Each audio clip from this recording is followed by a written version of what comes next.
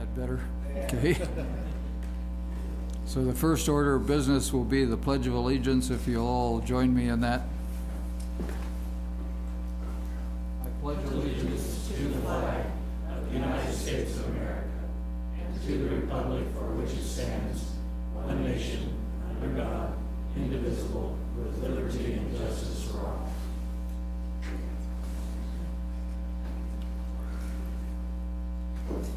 Well, we have three proclamations tonight, each one of them representative of the people in our community.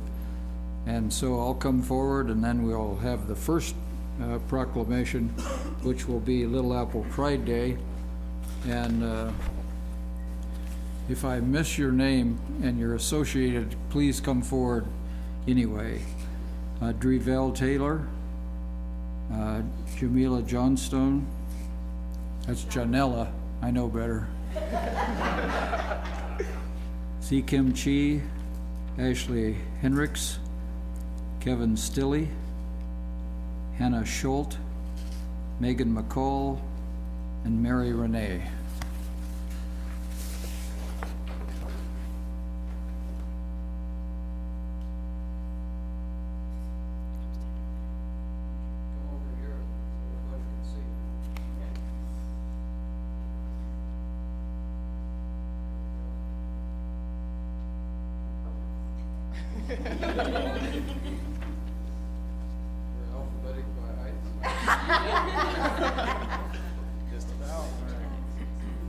Well, as most of you know, the City Commission was approached some time ago and asked to be a city of inclusivity. And we had some great people in our city working on this. They worked very hard for a long time, brought a lot of rationale to us. It was something that I think had been considered for a long time, but it really needed a push to get done. And these people standing here in front of you are remarkable people who worked very hard to have that happen. So we're going to recognize them with the reading of a proclamation today. And I think Saturday after next, we'll have a big event in the park. So we encourage everyone to go, and we'll have an opportunity to say a little bit more about that in a minute. So can you... Absolutely. Whereas Manhattan recognizes that it has a diverse community, which includes LGBTQ plus individuals from all walks of life. Whereas in November 2016, the Manhattan City Commission added sexual orientation and gender identity to the discrimination prohibition, which makes it unlawful to discriminate in employment, housing, or public accommodations. And Manhattan's LGBTQ plus community have the right to live without fear of harassment and persecution and not be discriminated against. Whereas on this special occasion, we must bear in mind that while we have overcome difficult obstacles, tolerance and acceptance is something we must practice and teach future generations. Now therefore, Michael Dodson, Mayor of the City of Manhattan, Kansas, proclaims April 13, 2019 as Little Apple Pride Day and encourages all citizens of Manhattan to celebrate the lives of our LGBTQ plus community by continuing to make this a safe, understanding, and welcoming community.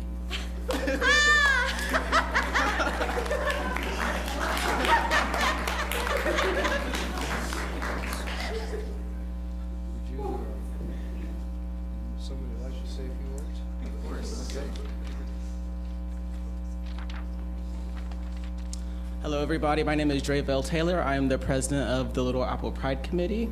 And on behalf of the Little Apple Pride Committee, and as those who have worked on this in prior years, I would like to thank you all for this proclamation and invite the City Commission and everyone in the city to celebrate Little Apple Pride Day 2019 to show support and love for those in the LGBTQ plus community.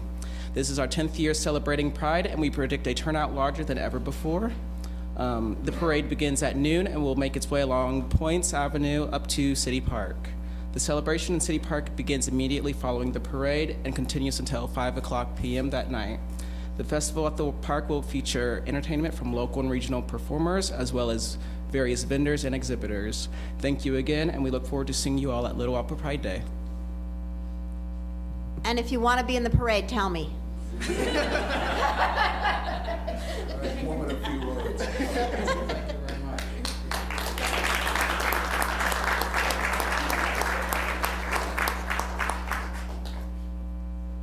This is also Fair Housing Month, and Eric, and Brad, and Joanne.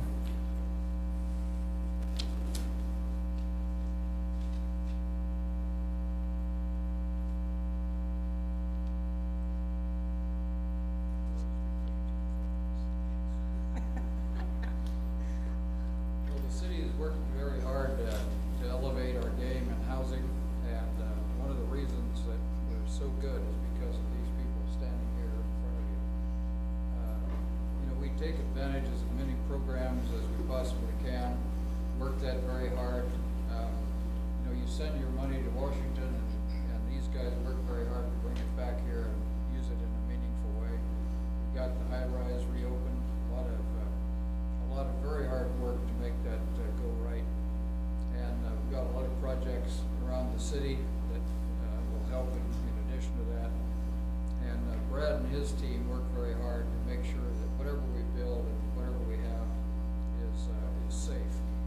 And we enact ordinances to make sure everybody has an equal opportunity to get in that housing. And I think it's working pretty well. It doesn't mean that we don't have initiatives to make it even better, but we're trying pretty hard right now. So we'll read the proclamation. Whereas the City of Manhattan is committed to the mission and intent of Congress to provide fair and equal housing opportunities for all. Whereas the fair housing groups and the U.S. Department of Housing and Urban Development have, over the years, received thousands of complaints of alleged illegal housing discrimination and found too many that have proved upon investigation to be violations of the fair housing laws. Whereas equal housing opportunity is a condition of life in our city that can and should be achieved. Now therefore, Michael Dodson, Mayor of the City of Manhattan, Kansas, proclaims the month of April 2019 as Fair Housing Month and expressed the hope that this year's observance will promote fair housing practices throughout the city.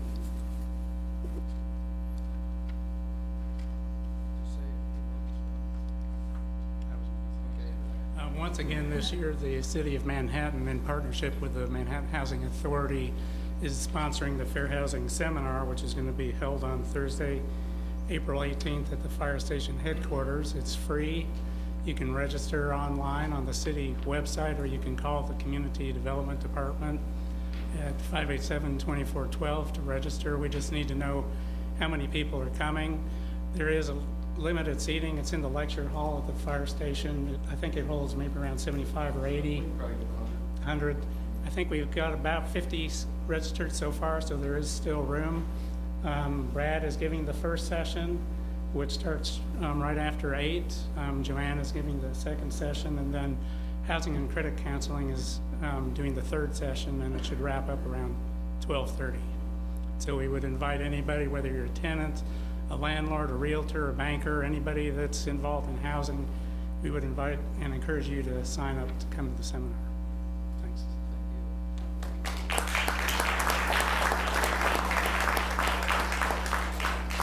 One of my favorite parts of that is the Landlord-Tenant Act, and they do a great job in presenting that. There's a lot of things that people don't know that are in that, and that's one of the things we're trying to do, to educate everyone so everyone knows what their rights are as a tenant and is able to work well with the landlords. Landlords know these things pretty well themselves, so hopefully we can make some progress there. We also have a proclamation for Sexual Assault Awareness Month. So Paulina, can you and Claire come forward?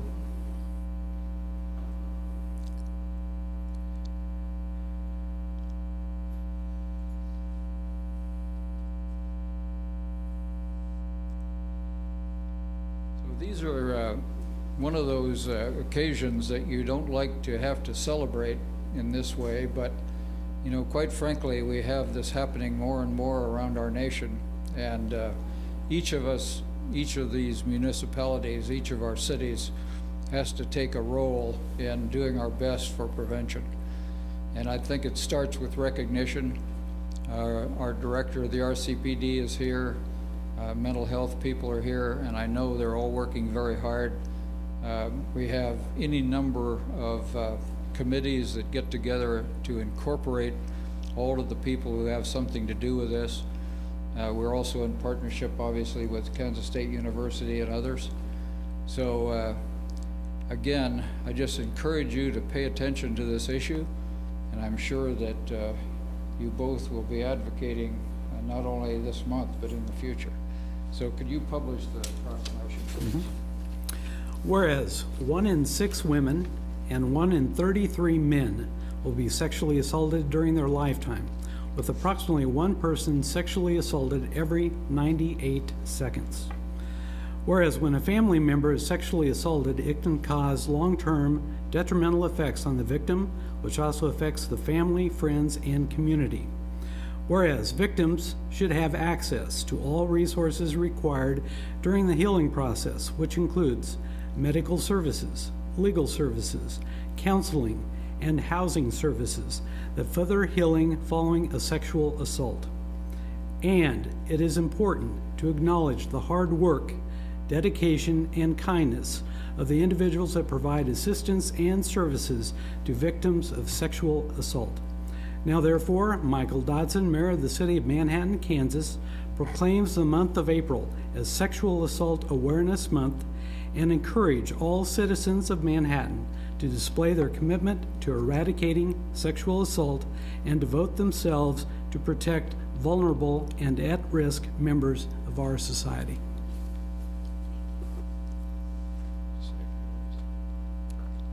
I just want to say thank you for this opportunity to be able to advocate for all the survivors we have in Kansas and also in Manhattan. I'm also a title holder with the Miss Kansas organization, as well as an advocate for the No More organization, which seeks to eliminate sexual assault and domestic violence through means like advocacy, awareness, and education. But also, I'm a volunteer with the Center for Advocacy, Response, and Education, and their mission is to help change rape culture and change into a culture of consent at the K-State community level and also at the Manhattan community level. And now Claire is going to speak a little bit more about what she does in her role. Hi everyone, my name is Clara Valadares-Kentz and I am the Assistant Director of K-State Center for Advocacy, Response, and Education. And our office, much like Polly said, is to provide resources and support for anyone who has experienced sexual violence or any form of intimate partner violence. We provide services and resources just to get them connected to many different options and help them empower them through their healing process. We very much appreciate you all being here today and joining us in this proclamation, and encourage you to continue to celebrate with us and acknowledge the impact that sexual violence has on families and individuals, not only in the nation, but also here in our community. 1 in 5 women and 1 in 16 men will experience sexual violence in college. Those numbers are quite higher, obviously, for the outside community, but we recognize that this is affecting not just the community, but also us at the university level. And we have several events throughout the month of April that we encourage you to help take part in with us. We have an art installation called What Were You Wearing, which challenges the rape myths and the rape culture that exists within our society, and we encourage you to come visit that if you get a chance this month. And we will also be seeing you all at Little Apple Pride.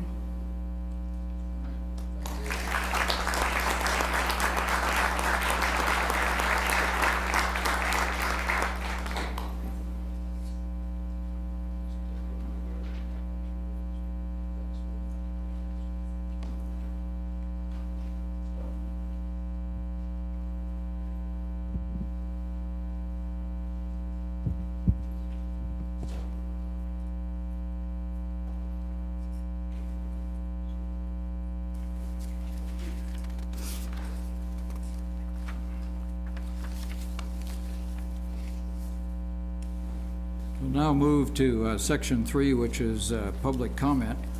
This is an opportunity for anyone who wishes to come forward and discuss any item that's on their mind. These are the items that are not under consideration tonight on the agenda. So non-agenda items, anyone who wishes to come forward, please do so at this time.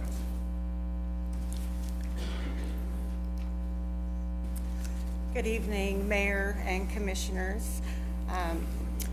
Mayor Dodson, your speech for the Fair Housing Proclamation was a perfect segue into my visit this evening. The Manhattan Housing Authority, as you mentioned, did open the apartment towers at 300 North Fifth Street last October. Unfortunately, leasing has been much slower than anticipated. We have ran through our waiting list. We had a huge waiting list when we reopened the towers, and several people had moved on, found other arrangements. Some we were not able to contact. Some simply did not qualify. Unfortunately, our waiting lists are running low, so hence my presence this evening. We wish to get the word out to the community.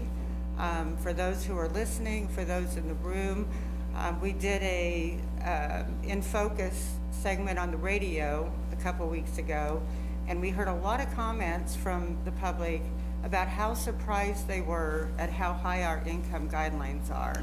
I think there is a misconception out in the community that you have to be really, really, really poor to qualify for low-income housing, and that's just not the case. One person, and I'm focusing on one person because we're focusing on getting that high-rise filled up. One person can make over $40,000 a year and still qualify to live in the high-rise or any one-bedroom unit in our public housing developments. We have 5 of them throughout the city. 4 people in a household can make $57,750 and still qualify for low-income public housing. So the Manhattan Housing Authority is kind of ramping up its efforts to get the word out into the community and let them know that we have openings, we have vacancies, not only 1 bedroom, we have 2, 3, and 4 bedroom vacancies as well. We need to build up our waiting list, we need to fill our units. That's what we're here for, is to provide decent, safe, and sanitary housing to low-income persons in the community. But I should say low to moderate income persons in the community, not just low-income persons. So thank you for your ear, and I hope the word gets out. If anybody ever has any questions about whether they may qualify, please give our office a call, Manhattan Housing Authority. Thank you. Joanne, you have several, what I call a studio. What do you call? I forgot what you. We call them efficiencies. Efficiencies. They're essentially a studio apartment. Yeah, a studio apartment. And you have several of those that you're really trying to recruit heavily for. Yes, we are. And that's mainly what we have left at the high rise. In the high rise. Yes, is the studio apartments. And they're very suitable for a one-person household. The bachelors love them because there's not much cleaning to do. What is the income height, the income cap for? One person? Is $40,450. Really? Okay, there you go. For one person. So, as people struggle with the costs of housing in our community, the Public Housing Authority is a real alternative. It is, yes, it is, and it's a very good alternative. And we know that there are people out there in the community struggling with their rent on a daily basis. And we try to work closely with the emergency shelter and the crisis center and all of the social service agencies in the community. But unfortunately, sometimes the word just doesn't get out to those who need it the most. Thank you. Thanks, Joanne. Anyone else wishing to comment tonight?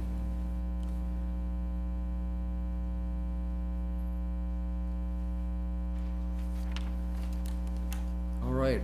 Well, seeing no one, we'll close the public comment and move to item 4, which is commissioner comments. So start, Linda, if you like. Yes, I would just like to make sure that folks in the Manhattan area know about the Flint Hills Regional Council annual conference. This year, it's going to be in Junction City at the Marriott on April the 24th. There's a small registration fee, but it's an effort to bring people throughout this region together, to get us to think on regional terms and not just on strictly local terms. And there'll be some great presentations. So if you're interested in that, just let me know. I'll be happy to help you make that connection. I'll be quick, and it's really just an echo of the proclamation, one of the proclamations, but I really encourage everybody, if you have a chance on April 13th, to go out and visit the Little Apple Pride Day celebration. It's really a celebration of our community and how we're striving for equity. I've said this before, but I'll give us another shout out. The Human Rights Campaign does an equality index of cities every year around the country. They did them for cities here in Kansas, so Olathe, Overland Park, Topeka, Wichita, Hutch, Lawrence. We scored the highest of any city in Kansas on that equality index for things that we're doing in this community to create an equitable environment. A big part of that has to do with the non-discrimination ordinance that the 4 commissioners next to me passed in 2016. So I just wanted to give all of them a shout out for that, but also just encourage you to go to that event and attend and kind of celebrate the strides that we've made as a community over the last 2 or 3 years. Thanks. Anyone? Yes, so this week is citywide cleanup, so I know this is the second day in it, so if you're still in that, on that map for where they need to come, get your stuff ready. I think we're good with the weather. The young ladies were here from the Care Center at K-State for the sexual assault proclamation. There is another event going on April 13th. That seems to be the big day for all events. This is in the morning. It's called A Walk a Mile in Her Shoes, and it's sponsored by the Care Center at K-State. And you don't have to have high heels, but it's just to walk a mile, and they provide high heels for you, but how women go through their daily life. And if you don't feel like walking, you can also donate money, and every 2 minutes, someone in America is getting raped. So they talked about the other assaults in 93 seconds and all of that. So this is just something that's invisible and a way for us to become advocates for, but it's also about men, for men to get involved in this issue as well. It's not just a woman's issue. Thanks. Well, I think we've talked about this before, but we're moving, obviously, from the removal of snow and ice through the pickup period that Usha just described. So all this week we'll be doing that, and then everybody in the city will be turning their attention to roads and all that entails. And Rob Ott, who's our Director of Public Works, has put on all of our media those areas that will be being worked on. I mean, on one hand, we're very happy that the city and the citizens recognize the need for this, and we got some sales tax help to do that. On the other hand, just be prepared, because as we go about this work, there'll be some road closures that you'll have to contend with, and we're trying to do this at the pace that we can. We're trying to do it in a way that will inconvenience the fewest.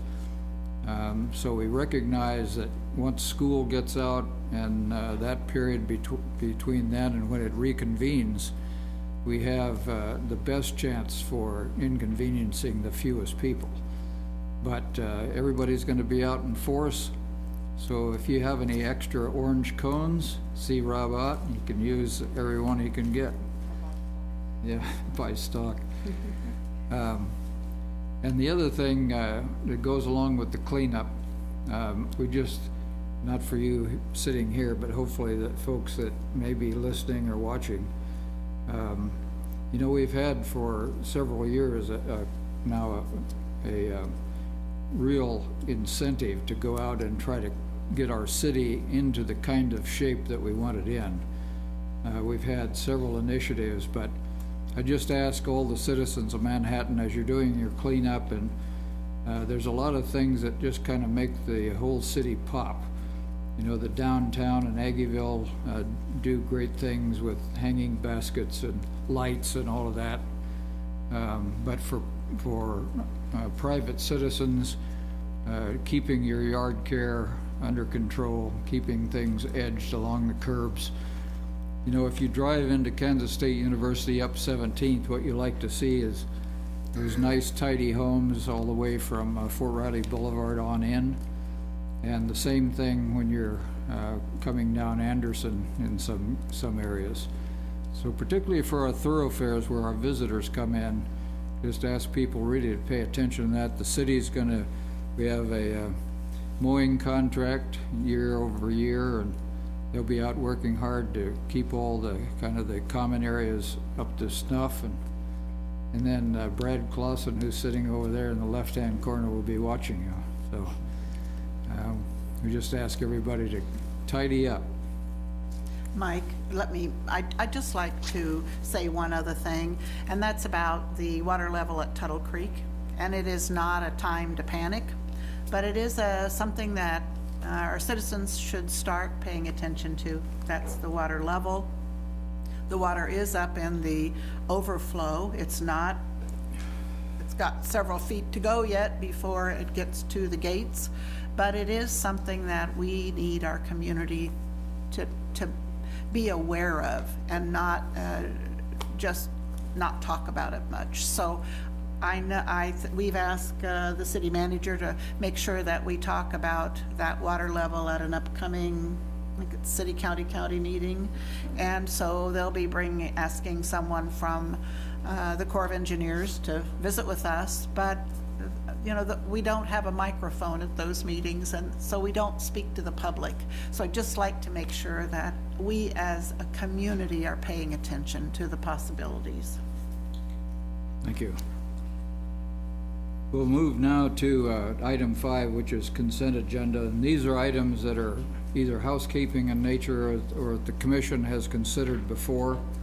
And any commissioner has the option on any item to move that to the end for further discussion if they so wish.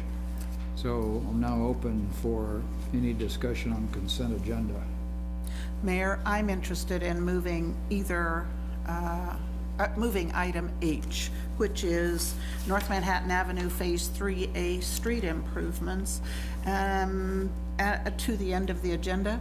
And specifically, it's with regard to the expenditure of economic development funds, $500,000 toward this $2 million project. And it involves paving from Research Drive, there where you go into the Department of Agriculture, to Baker's Way, just by way of couching it for you. Okay. Any other comments on consent? Now to entertain a motion for approval, with exception of H. Oh, sorry, yeah. Now ask for a public comment on the consent agenda. So any of those items on the consent agenda, if you have a comment or something else you'd like to discuss on that, please come forward. All right, hearing none, we'll entertain a motion. I move we approve the consent agenda and move item H to end of the general agenda. Second. Mayor Dodson, Yes? Commissioner Reddy, Yes. Commissioner Butler, Yes. Commissioner McKee, Yes. Commissioner Morse. Yes. Motion carries 5-0. So we'll now move to item 6, which is the general agenda, and first consider item A, which is to consider the first reading of an ordinance establishing licensing requirements and regulations for massage therapy establishments and massage therapists. And Jared Wassinger will be the presenter. Thank you, Mayor, Commissioners. Mayor, as you mentioned, this is considering the first reading of an ordinance licensing massage therapy establishments in the city limits, as well as individual massage therapists. Just want to give you a little background on how we got here today. Kind of came from two approaches. One from a couple of our city commissioners, particularly Commissioner Morris and Commissioner Reddy, attended a human sex trafficking concert or a conference back in the fall of 2018. And one of the recommendations out of that was licensing massage therapy establishments and massage therapists in cities. Kansas is one of only 2 states that doesn't license massage therapists at the state level. And the absence of that license and inspection can lead to some illicit activity in certain communities. As we mentioned, human sex trafficking, sexual assault, and other illicit activities. Our Riley County Attorney, Barry Wilkerson, he also urged the commission through a letter requesting that an ordinance in Manhattan be passed. So over this time, we have met internally with our CPD, Riley County Attorney, as well as practitioners in the public in the city of Manhattan, both massage therapy establishment owners and operators, as well as therapists themselves. So after we kind of got that direction from the commission, we had an initial public meeting in September of 2018. We really kind of went into some broad detail about what other cities in Kansas have been doing. There's quite a handful of cities in Kansas who have adopted such ordinances in the Kansas City area and Wichita in particular. And they've done this to curb that illicit activity, and then as well protect kind of the health, safety, and welfare of the general public, as well as massage therapy practitioners. So we brought that feedback from that public meeting to a work session in October, and we really asked a few specific questions. One, do you want to consider an ordinance here in the future to adopt? And then we also went into some specifics as in regards to where massage therapy can be practiced. We went into detail about daily registers, hotel rooms, in-home establishments. So over the course of the winter and into the spring, we met again internally with city staff, city attorney's office, our code services division staff, customer service staff, as well as RCPD, to really draft an ordinance that we could present to practitioners for their feedback. And we did that in March. And we got a lot of good feedback at that meeting that was last week. We even cleaned up some of the provisions from that meeting and then brought you the ordinance that you're considering tonight. Just to give you a little breakdown of the ordinance structure, those first couple pages we go into some definitions. I'm not going to go over those in detail and specific, but if you have a question about a definition as it comes up throughout the PowerPoint, please let me know. We go into exceptions, so these are basically establishments or individuals who would be exempt from this ordinance. It lists in detail quite a few daycare providers, medical facilities, people licensed under a different profession in the Board of Healing Arts at the state level, as well as those practicing barbering or cosmetology as licensed under the State Board of Cosmetology. Then it breaks down into really 2 separate licenses. So we're licensing 2 different things here. We're licensing massage therapy establishments, which is kind of the brick and mortar business where that practice can occur. It goes into the application process, how it's issued, operational regulations, as well as inspection. And we'll go into detail with that later this evening. And then we also separately license massage therapists. So that's the individual person who is practicing massage therapy in the community. And it goes through a similar application and issuance process. There's also educational requirements that a therapist would have to meet in order to practice, as well as renew their license. And there is similar operational regulations. We have the effective date in there as August 1st if this passes first and second reading. And really that is going to give city administration time to just develop the applications and then communicate and educate the public to get those forms out in front of them so that they can be licensed by August 1st. I discussed a little bit at the beginning of what we kind of discussed at the last work session, which was permitted locations where and where not to allow massage therapy establishments. This ordinance essentially allows it in all those areas we discussed back in October. So the massage therapy establishment itself, which is the brick and mortar facility, off-site massage therapy, which is essentially any business or residential premise where the patron is asking for massage therapy services. That would include hotel rooms. We did note back in October that there were a couple of cities across Kansas who didn't allow massage therapy to occur in hotel rooms. When we had our public meetings and then additional meetings just with individuals in the community, they noted that it's a very common practice to go to hotel rooms, whether you have a traveling athlete, a traveling individual visiting our community, and they need massage therapy services, so they come to their hotel room. So we included that, and it's basically allowed. And then we talked about home occupations. There is some concern from other cities when they address this in their ordinance of whether or not to allow, you know, if I was a massage therapist, having it in my residential home being my practice, kind of like a home occupation. So we do in fact allow that if you meet applicable code and zoning. That was kind of a debate. We talked about grandfathering in, but we also just kind of, in our public meetings, we realized the benefit to allowing massage therapists to continue to practice in the community, even if they are no longer working in a massage therapy establishment. So we didn't want to deter that from occurring in our community.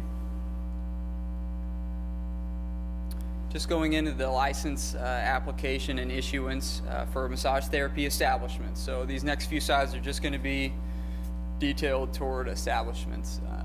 There's going to be a licensee, and that will be one individual person. That could be the owner, primary stakeholder in a massage therapy establishment. That's one individual who's going to file an application for a biennial license. That's every 2 years, and that's going to be a $200 fee, as well as a background check fee, and that's going to be a separate from the $200 fee, because we contract our customer service when they process these applications. We contract with a third party to run our background checks, and if that fee ever changes or fluctuates, we wouldn't need to go back into the ordinance and amend the fee structure. The fee is there to cover staff time from customer service to process the application. They need to go into verification of the driver's license, checking all the information that's on the application, as well as there's a requirement that we'll discuss later that upon issuance, before issuance of a license, you need to be inspected by a code official. So a code official will stop by and inspect your premises to ensure that you meet the code, all code and zoning laws in the city, but as well that you're not violating any provision of the ordinance. There's a list of kind of some specific details that the application's going to require be included, but one of them is a list of the operators of the establishment. So, and there's a definition there of someone who is an operator, but that's to ensure there is a provision in there that an operator is there at all times. And if you are listed as an operator, you are not going to be under the background check. You will have to provide all that personal identification information, but you will have to kind of make a statement under oath in the application that you don't violate any of these issuance provisions that I'm going to go over with you. So in order to be issued a license, you have to meet certain requirements. So you must be 18 years of age or older. You can't be a registered sex offender, and you cannot have any convictions of a felony or crime involving moral turpitude in the last 5 years. And we define moral turpitude. I'll just jump to the next slide because I know we had discussions about this in October and some concerns. Just to give you a little education before we kind of jump into this discussion, we looked at multiple ordinances and the requirements that would need to be met. And this was basically mirrored from Wichita's ordinance, but we really, from the city's perspective, city administration didn't necessarily have a strong opinion either way, but we wanted to speak with RCPD because they were going to be the ones who were going to be, and Riley County Attorney, they were going to be the ones who were looking at this from the illegal practice perspective and stopping crime. So this was the summary that it went into. It goes into a list of sex-related crimes, but then it also goes into other felonies. And Commissioner McKee, I know you mentioned felonies related to drugs. So this is the list that it currently has. I didn't know if commissioners had any questions before we move on. I still have some questions.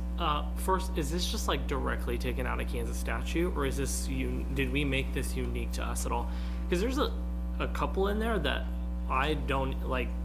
Adultery, that's against the law. Like, I really, if a spouse cheats on another spouse, I'm not sure that that's something we're overly concerned about when licensing a massage therapist. Obviously, a lot of the other things on that list are important, but that's even against the law? Katie, I'd have Yeah, I can answer that. That Article 50, that Article 55 of Chapter 1, that is in the Kansas state law, and the list of crimes before that reference are in Kansas state law and are prohibited by state law. So everything listed there is currently unlawful in Kansas as defined by those state laws. I mean, the state laws define those offenses. So does our offenses, I mean, the offenses we list have to be the same as the state law? I guess No. that's my question. No, the city commission can make changes. I don't know, there's just some of it that's, or even like what does soliciting for immoral purposes mean? It's kind of a broad clause as well. Let me pull up the statute just a second. It'll take me a second Okay. to get. I don't know. It just makes me wonder if, So- like, I understand the point that we're trying to do, and obviously it's really important. I just wonder if we can tighten up that language Yeah. at all. So, Because I don't like the when people are forced out by catch-alls or something like Yeah, that. my understanding is the reasoning behind the inclusion of these related offenses is because these related offenses, if you do the study, would kind of lead to those sex-related crimes and illicit business practices that this ordinance is trying to prevent. The commission does now, tonight, have the opportunity to cross off any of those if they'd like to prior to second reading, if there's any consensus among the commission to do that.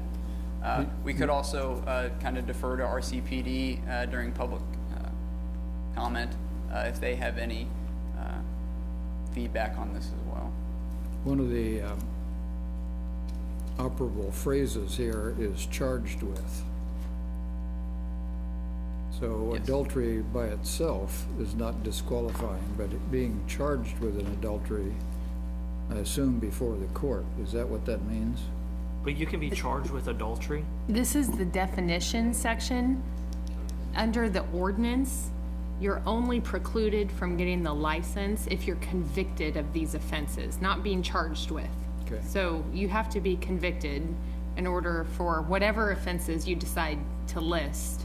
You have to be convicted of those offenses in order for them to preclude you from getting the license. So the charges is in the definition, but the ordinance requires conviction. Within the last 5 years. Okay. So, okay. So in the first line, crimes involving moral turpitude includes convictions for, then the litany of,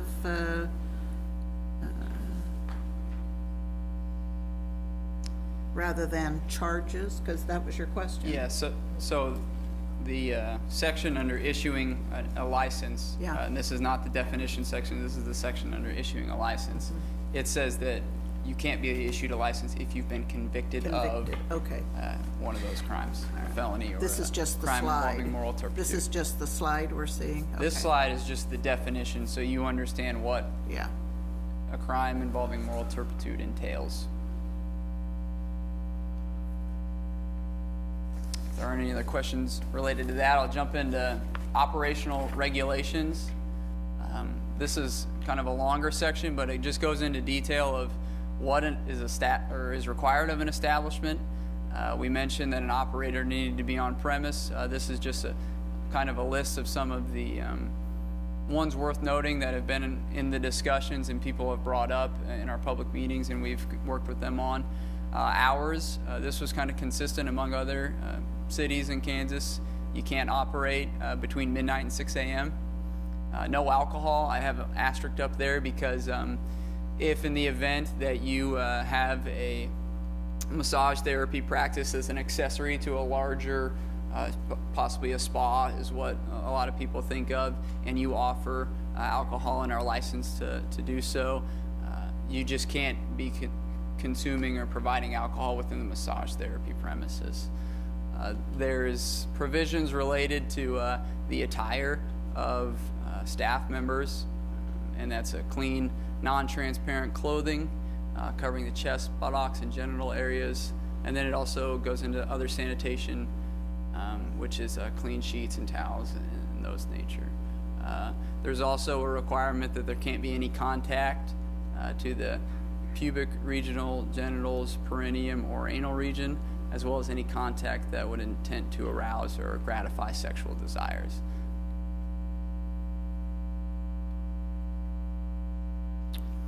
Talking about rights of entry and inspection. So as we stated earlier, in order to be issued a license, you're going to have to be inspected by a member of our Code Services Division in order to ensure that you're meeting all applicable codes and zoning, as well as meeting the requirements of the ordinance.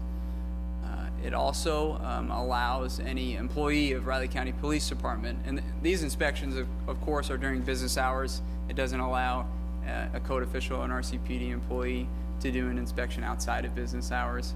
But the intent of the ordinance is so that either of these two officials should be allowed that entry upon request to inspect compliance of the ordinance. Are building codes different if I'm looking at a business versus a house? Like, if are building codes different for like a building per se, like Civic Plus versus a regular house, or a Taco Bell versus a house? I ask, are the codes that you'll be inspecting for in a regular massage therapy business the same as you would for a home business? I would probably defer to Brad. He can come on up because he's going to be the one overseeing that inspection.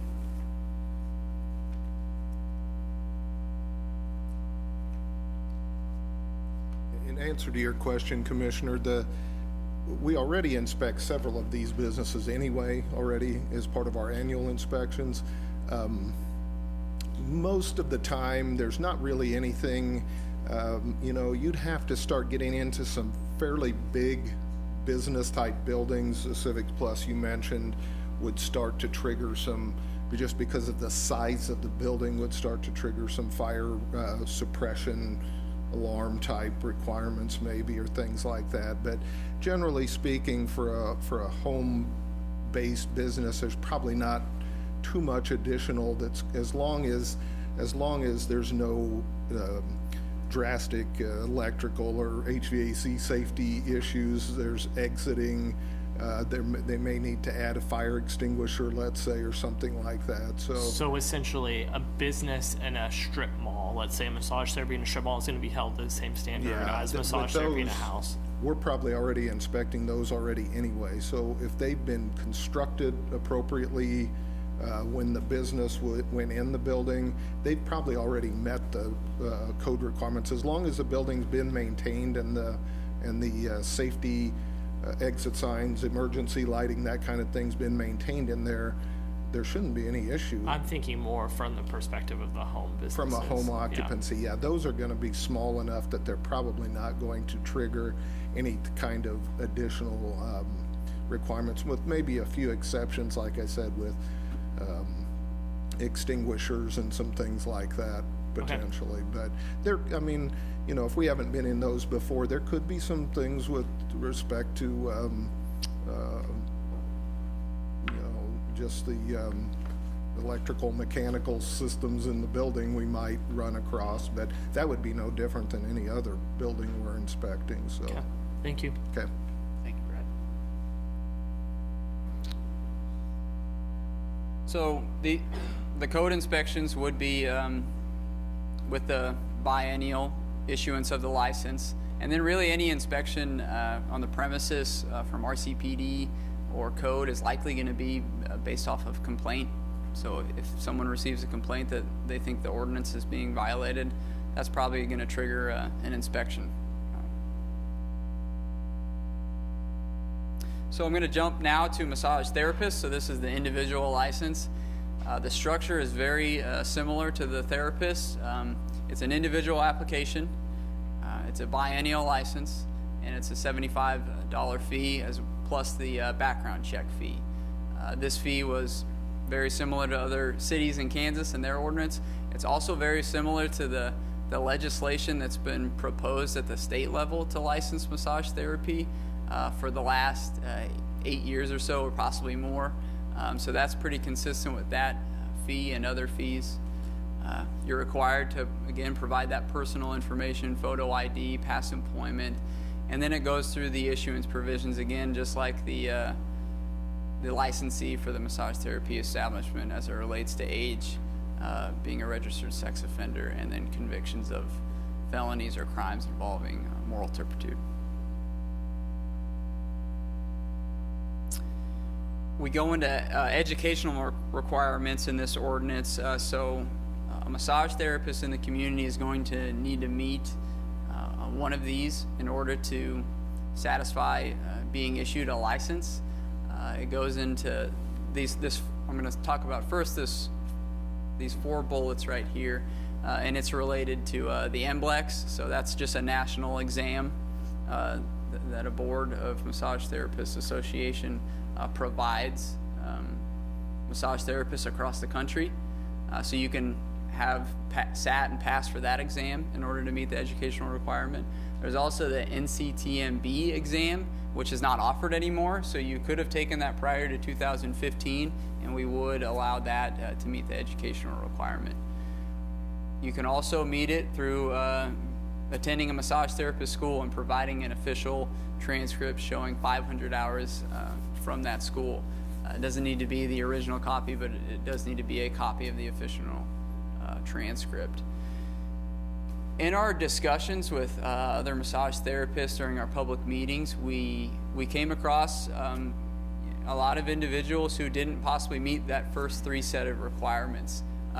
Schooling in massage therapy has changed over time, so people who've been practicing in the profession for a long, extended period of time, didn't attend school when there was 500-hour programs, or they'd just been practicing for so long that they didn't need to or was ever required to take some of these exams.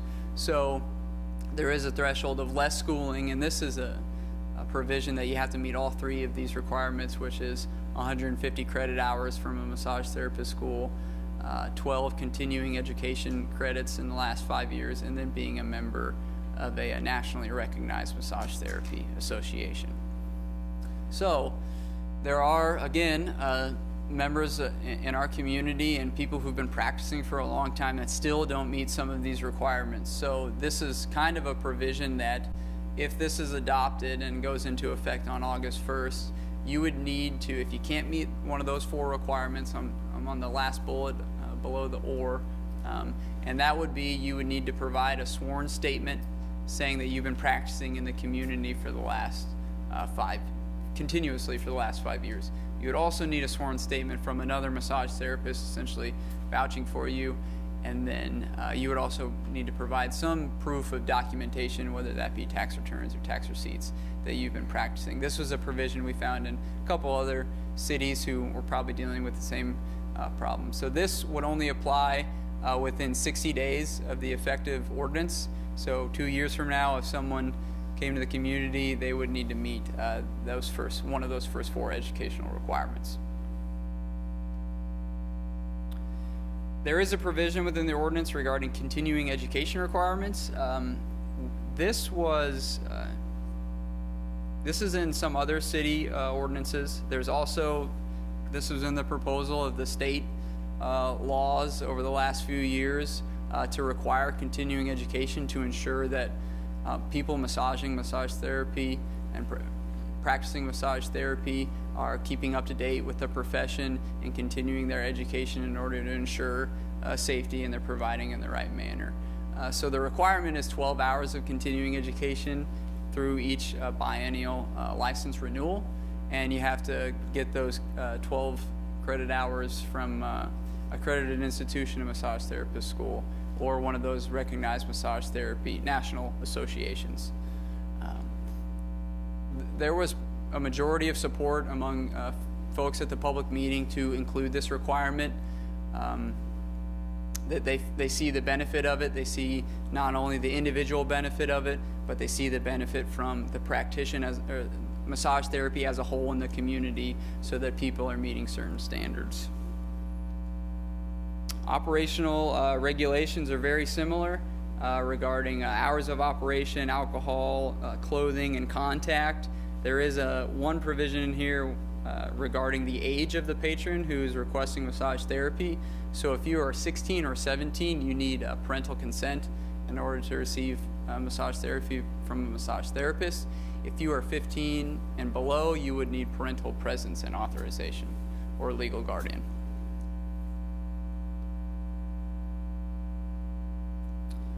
So this is my one of my last slides, and it's related to the daily register requirement, and this is a requirement for both therapists and establishments. So for establishments, you need to essentially have two registers, we'll say, and one is a current list of all your massage therapists who are practicing in your facility for your business. And then you also need a daily register of patrons who are receiving massage therapy in your practice. And the requirements are just 4 requirements. It's name, address of the patron, phone number, the time of the therapy, and then the therapist who is actually providing it. So I guess it's 5 requirements. That same requirement is for individual therapists, so they need to keep their own daily register of the patrons that they're working on. Both of these for establishments and therapists would be open to inspection under this ordinance by an employee of RCPD. Originally, the ordinance had included code officials.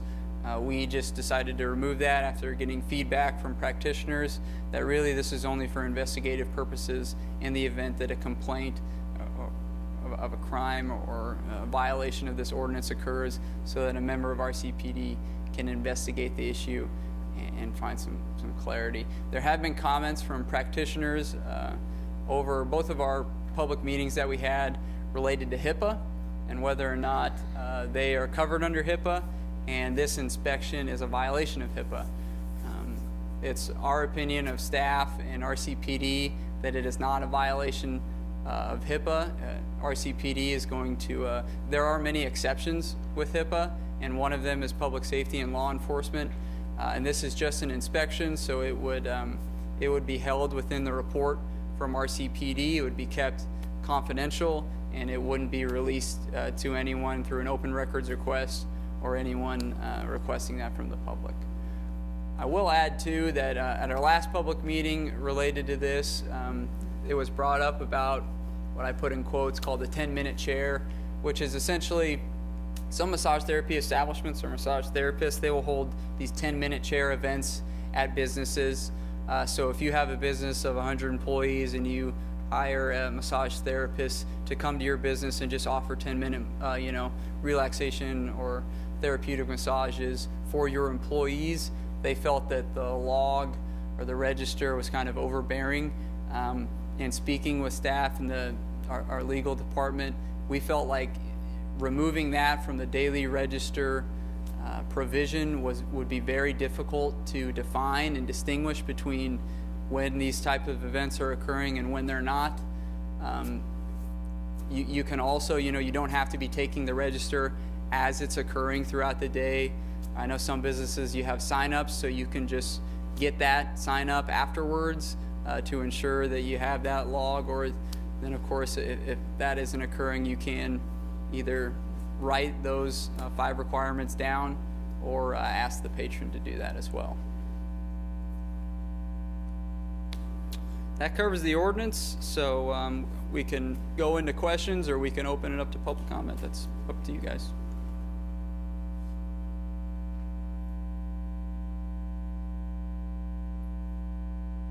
Maybe before you leave, I think at the end of each session, you've kind of summarized whether or not you had kind of the majority opinion from all the groups you met with.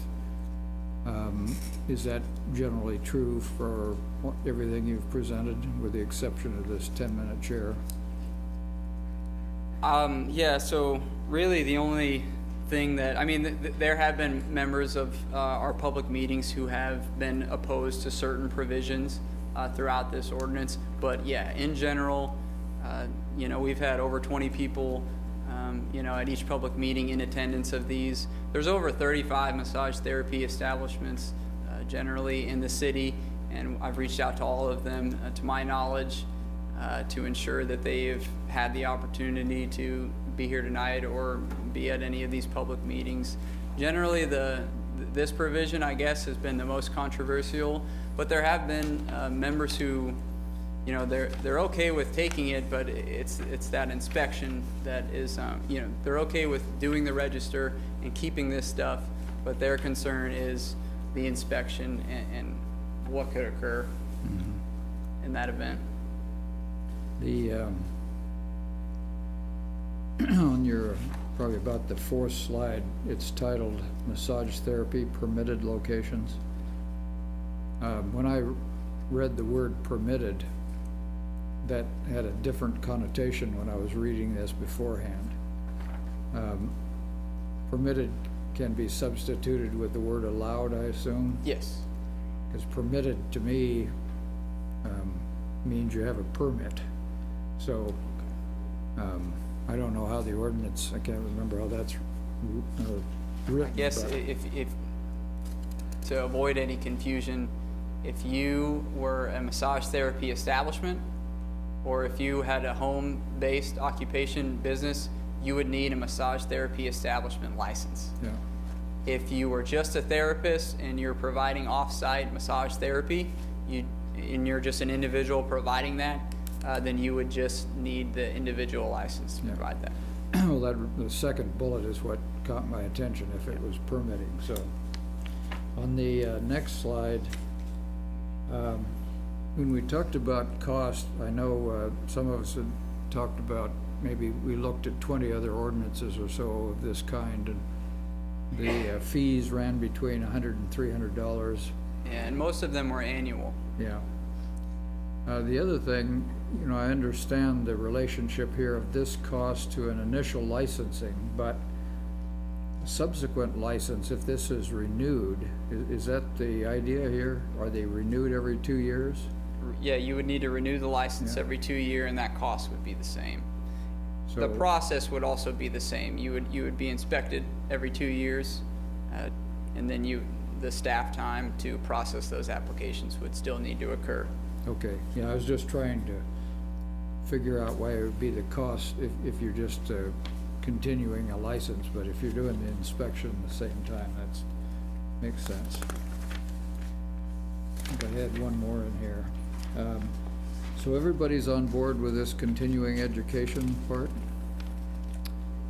I would say a majority of those in attendance at our public meetings were in favor of it. There were a few who, And on your second that to the that last, the didn't- that daily wasn't needed. register.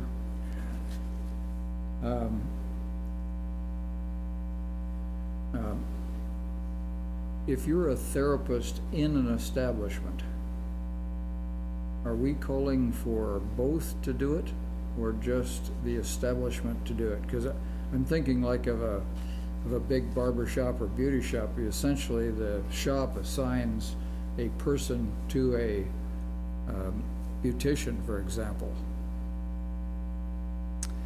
So, I mean, the record would be in the front rather than having the them reason do that, it.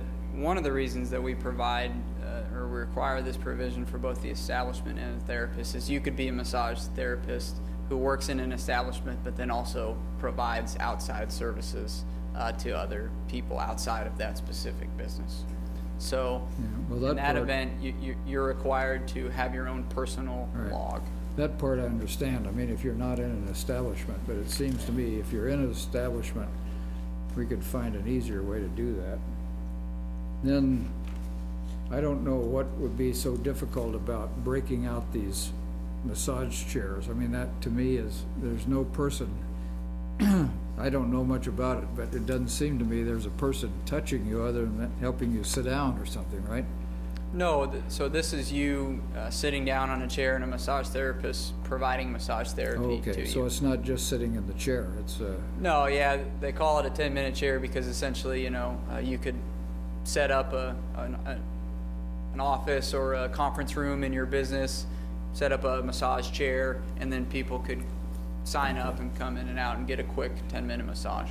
I was thinking about one of these chairs that essentially does. Yeah, it so for you. that would've been a if it's nightmare at just, Civic Plus. I know at Civic Plus, I think they might have some of those massage chairs. That is exempt from the ordinance, so Okay. that's I'm thinking about the one that's in the lobby of the mall or in the airport, so, yeah. All right. I just wanted to say, I think, Linda and I went to the public meeting, and it was great to have so much input and to have the modifications that were mentioned. I think it was modified in several key areas, and I don't want us to forget the main reason for doing this was because of the human trafficking conference. When we went there, they were discussing how sex trafficking was happening in massage therapy units that were not licensed, and the state of Kansas does not have any kind of process in this place. So we wanted to be a little bit more proactive. We don't have a problem right now that we know of, but other cities do. So I think we got a lot of people on board, professional folks that are in massage therapy businesses that want something, and I think we worked closely with them. So the key part is the RCPD being involved in, if they felt something was going on, that they would be able to have access to records. That's where Barry Wilkerson also spoke to this issue. That was their reason for being involved in this, not to make it burdensome for any businesses. And so I think they provided great feedback. I think you and Katie and several members that worked with you modified it really well. I would like to see the rest of the comments. As for the 10-minute chairs, what I heard them say was that they don't typically do a sign-in because they felt the people who were getting these at these events might be feeling like they were going to be solicited afterwards, so they tried to take that away from it. So there's no, in some of them, they don't do sign-ins. So these are just public events, and because they were public, it wouldn't be an establishment that's licensed. So I don't know how we can. There wouldn't be anything to prevent a massage therapy establishment or a massage therapist to note, up front that they won't be using this information to solicit marketing or anything like that. Well, So I think that's up to judgment, because people get you. I mean, I sign up for things all the time where I don't want people to call me, and they still call me. So things like that, I think that was what I heard from why they didn't want to do it in those areas. I'm not sure, since we are trying to work with our CPD and our district attorney on this, to also get their input on how they feel about that and how we should get that incorporated in there, along with the rest of the ordinance. And, I look forward to the feedback. yep. Okay, thanks, Jared. You bet. Now move to any public comment on this issue. Anyone wishing to make a comment, please come forward. We'd also ask you to sign in. You can do that after you finish speaking if you like.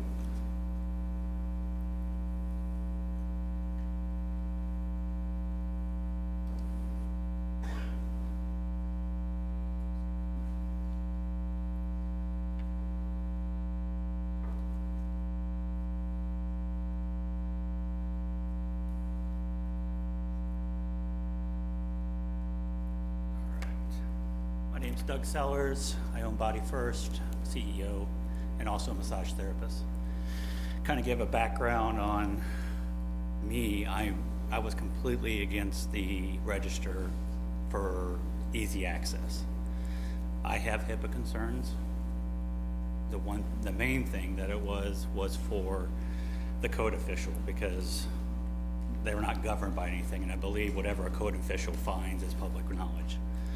And so if they have that documentation, I don't want it to be public. RCPD, I believe, is under association to HIPAA as well. So that one's better, but I'm still questioning the HIPAA. Question on it is the background check fee, is it per operator? There is no fee for the operators, just the license. Just the license itself, okay. The other thing that I think needs to be clarified is inspections when there is a client in the room, because there's nothing in there that specifically says that. I don't want our sessions interfered with because they have open access to our facilities to come in whenever they want to inspect, because that's, again, then we'd have HIPAA problems and privacy problems. So I think that needs to be addressed in this. Other than that, I like how everything was changed. Thank you, appreciate it.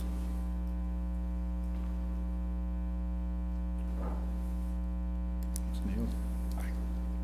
My name is Neil Horton. I am an owner of a salon and spa here in Manhattan along with my wife and daughter. I'm just the spokesperson. I wanted to thank the commissioners for their attentiveness to this issue and working with us since last fall to kind of work through some of the details on the ordinance here. But I would like to call your attention to your memo that you were presented tonight and a little bit of the information that's been given to you there. Looks like there's been an attempt to license at the state level since 2012. And last Wednesday when they had the public meeting, there was some comments about that. And the question really was, what happens if a state licensing effort comes into play? And I believe it was Commissioner Morris who said that it's really been the city's practice that if something like that would happen, the city would probably rescind their ordinance and let that regulation at the state level take place. I think that's been a practice in the city for other similar things that have taken place. So I applaud that recognition that if there's a state licensing procedure in place, that the city takes a step back from that same effort. And with that thought in mind, I would like to talk about the licensing of cosmetology facilities, because that's really what most salon and spas in Manhattan are really operating under, is a state cosmetology license. I believe that the very first sentence in the ordinance, where it says, whereas the state of Kansas does not license or regulate massage therapy establishments, the inverse of that statement would be that if there is a licensing procedure, that you're not interested in getting involved in any more regulation at the city level. And if you go on into the ordinance, I believe it's page 3 where it talks about the exemptions. The first paragraph A and B both talk about facilities that I would make the assumption are licensed by the state of Kansas. Medical care facilities, adult care facilities, all of those are licensed at that state level, and again, would be exempt from your licensing procedure on this ordinance. And you go further in subparagraph F there to actually exempt the person performing the service if they're licensed in cosmetology. But you do not exempt the facility. And so not only do our employees have a cosmetology license, but the business also holds a cosmetology license. I believe that that should be an exempt facility, a massage therapy. And I use that word with a little disdain because I don't think we are a massage therapy establishment. I think we're a salon and spa, just like we hold the license for. So I'd like, my request is that you exempt any establishment that holds a cosmetology license from the ordinance, as well as the operators that work in that establishment. To Brad's point a little bit ago about inspections, we are inspected once a year by the code department at our place of business, and subject to inspections at any time by the State Board of Cosmetology, and we see them regularly. So that's my request, and I hope you give it thoughtful consideration. Thank you, appreciate it.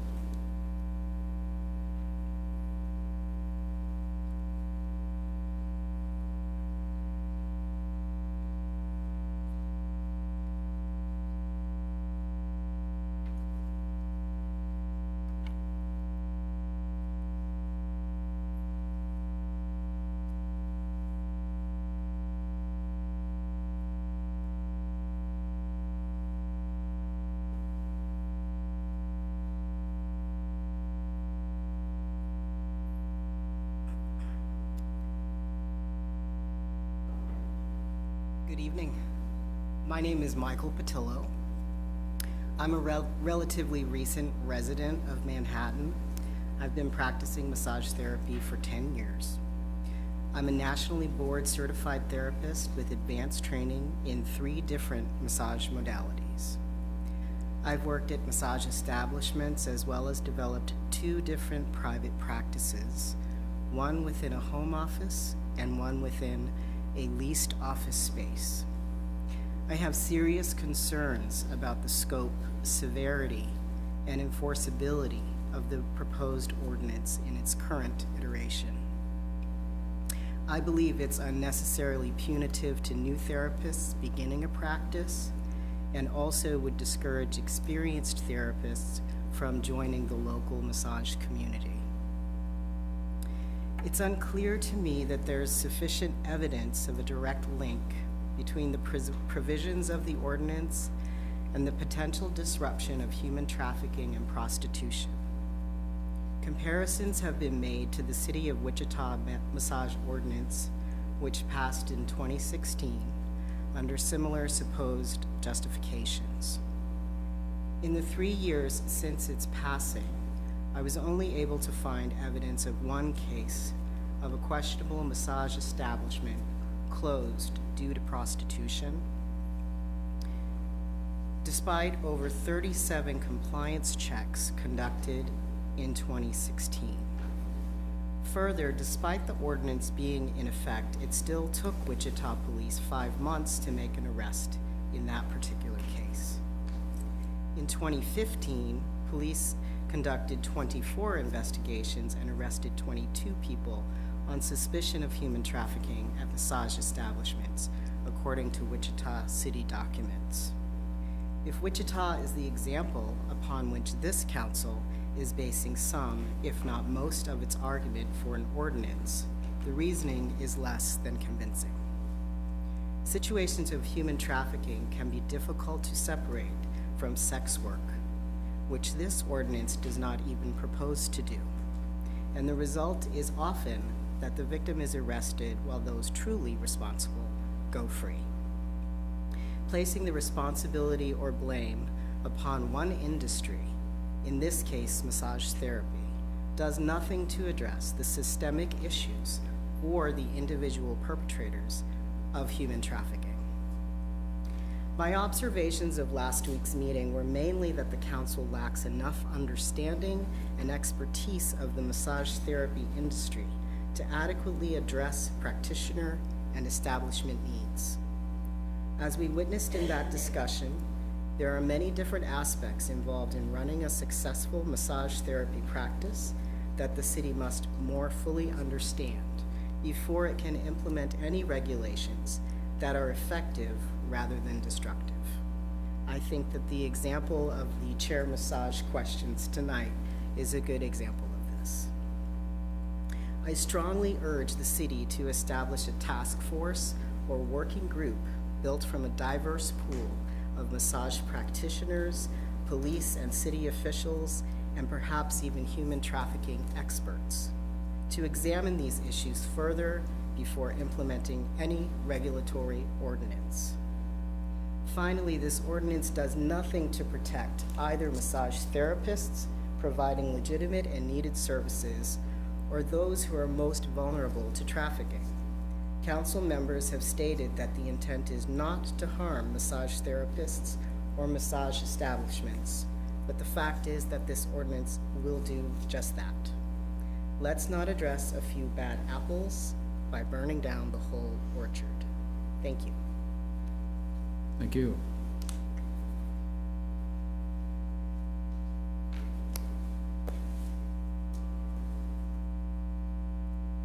Anyone else?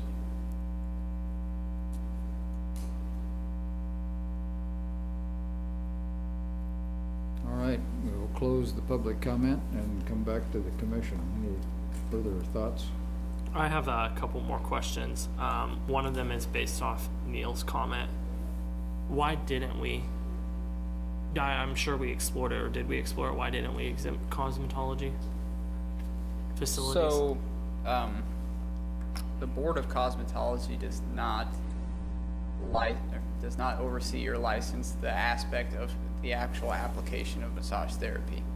The individual license in cosmetology deals with what is that of cosmetology, and when it comes to salon, it goes into some details in relations to, you know, if you go to get a haircut, you can get a neck massage. But under that provision and that exemption, that in of itself wouldn't require a massage therapy establishment. It's when you actually provide massage therapy based on that definition. So is what you just referred to the one exemption is? We're looking at F. Yeah. So what is that provision referring to? So that would refer to a salon or a spa or a cosmetology practice if they're licensed through the state under the Board of Cosmetology and they're practicing under the realm of that license and not leading into the actual practice of massage therapy that's defined in the So ordinance. essentially it's saying when I go to sports clips and they wash my hair and kind of massage my head as they're washing, that doesn't require, but if they do a full-fledged massage therapy program, they would have to be licensed. Yes. Okay. That's, I know that you've had some editing as a result of the concerns of the massage therapist, but I noticed as you go from page 5 to 6, there is no F. We've skipped it, so G, I suppose, ought to be F. Just by way of clarifying. I attended the sex trafficking conference last year, and Yusha and I talked with the county attorney and said, so how does our ordinance stack up against the rest of the communities in the state? And he said, you don't have one. And so in my mind, I was after a reasonable ordinance. I don't want an overly restrictive one. I think Overland Park is the most restrictive one in the state, unless you have another opinion, Jared. Just based on a young woman that I know that moved to Overland Park. I know that it is also hard to go from no regulation to something. So I'm trying to go from nothing to reasonable, and that would be my rationale. I know that we are situated close to interstate with a major state university and a major military post on either side of us. And I think the potential here is significant. It can be troubling. So I want us as a community, there are 15, 20 other cities that have adopted ordinances, and each one finds their own way. In the absence of state guidance or state regulation of some kind, it seems to me that we regulate cosmetologists, we regulate barbers, fingernail and toenail technicians. It seems to me that massage therapists should also be regulated because they do tend to massage our bodies, and it's a fine. And I want I've talked with some therapists who say we want to be a respected occupation. And I know that you as individuals have worked with other therapists around the state trying to get the state to pass something, and they just have not. And so as far as I'm concerned, this is an interim measure on our part. Katie, when we think about the state, if the state were to adopt an ordinance, do we get out of the way? Do we rescind? Do we need to put something in this ordinance Katie, about that? Katie, if I may, so the House bill, Yeah. I think it's 2184 that was proposed this legislative session, it included a provision that preempted any city from licensing individual therapists. Okay. So I think that provision has been within the ones that have been considered. That one did not preempt cities from licensing establishments. Yeah. But for the individual therapist, it didn't allow, so in that case, we would have had to repeal it. But So it depends on the legislation. Yeah. It does, and in the past iterations of the bill with that language in there, the League of Kansas Municipalities opposed the legislation because of that provision, not because the league has a position on whether or not cities should regulate it, but to allow the cities individually to determine whether they want to continue to regulate it, just to retain that decision for the cities. I think that's important because if you look at the history of it, cities have opposed it for that, because of that provision. Again, it would be a decision that the city would make if a state law is adopted on the terms of the law and what the will of the commission was at that time. And the law, as Jared said, the law may prevent us from doing that, and so then we would repeal it. But if the decision remains, the commission at the time would evaluate whether to continue the program or not locally. And we have both small cities and large cities that have adopted ordinances that they believe are adapted to their particular communities. I do support the idea of a registry, but I also could envision it being as simple as a calendar notation. When I go to my dentist or my doctor, they put my name on the calendar and they have a record that I had a 10:30 appointment, and so it seems to me that it's doable, and it is a minimal, you're asking minimal information. It seems important to know who your clients are. I also have appreciated the compromises that the city administration has made, because we started out with, using a model piece of legislation. Here, this is what, some other cities or the model legislation.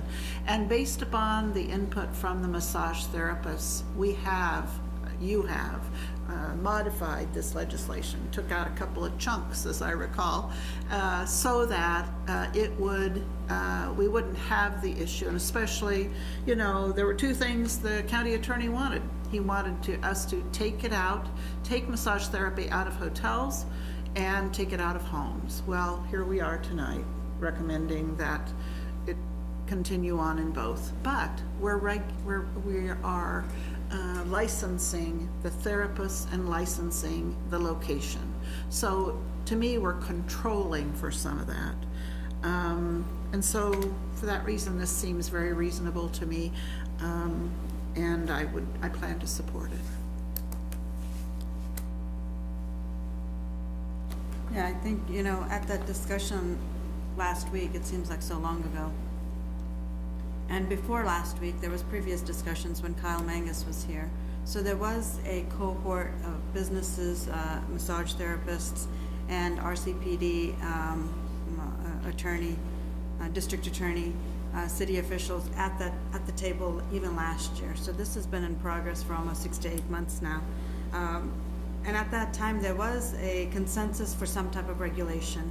We didn't know what it would look like, but from the business sector, they wanted some type of regulation, because I remember one of the business owners saying she has a professional business, and next door, or a couple of doors away, she knew something shady was going on, and she didn't know what to do about it, but it was kind of also in the same massage therapy area.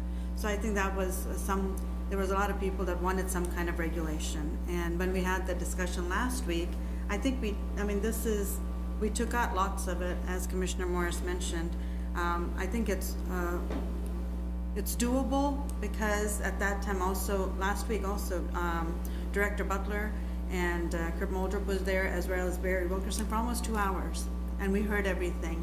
And that was the time we made the decision. Maybe we didn't need to be just grandfathering in the home therapists and not have any more. That's when we made a decision. It's okay if somebody transitions into a home massage therapy at that point. And the hotel conversation came up, and the 10-minute chair events came up.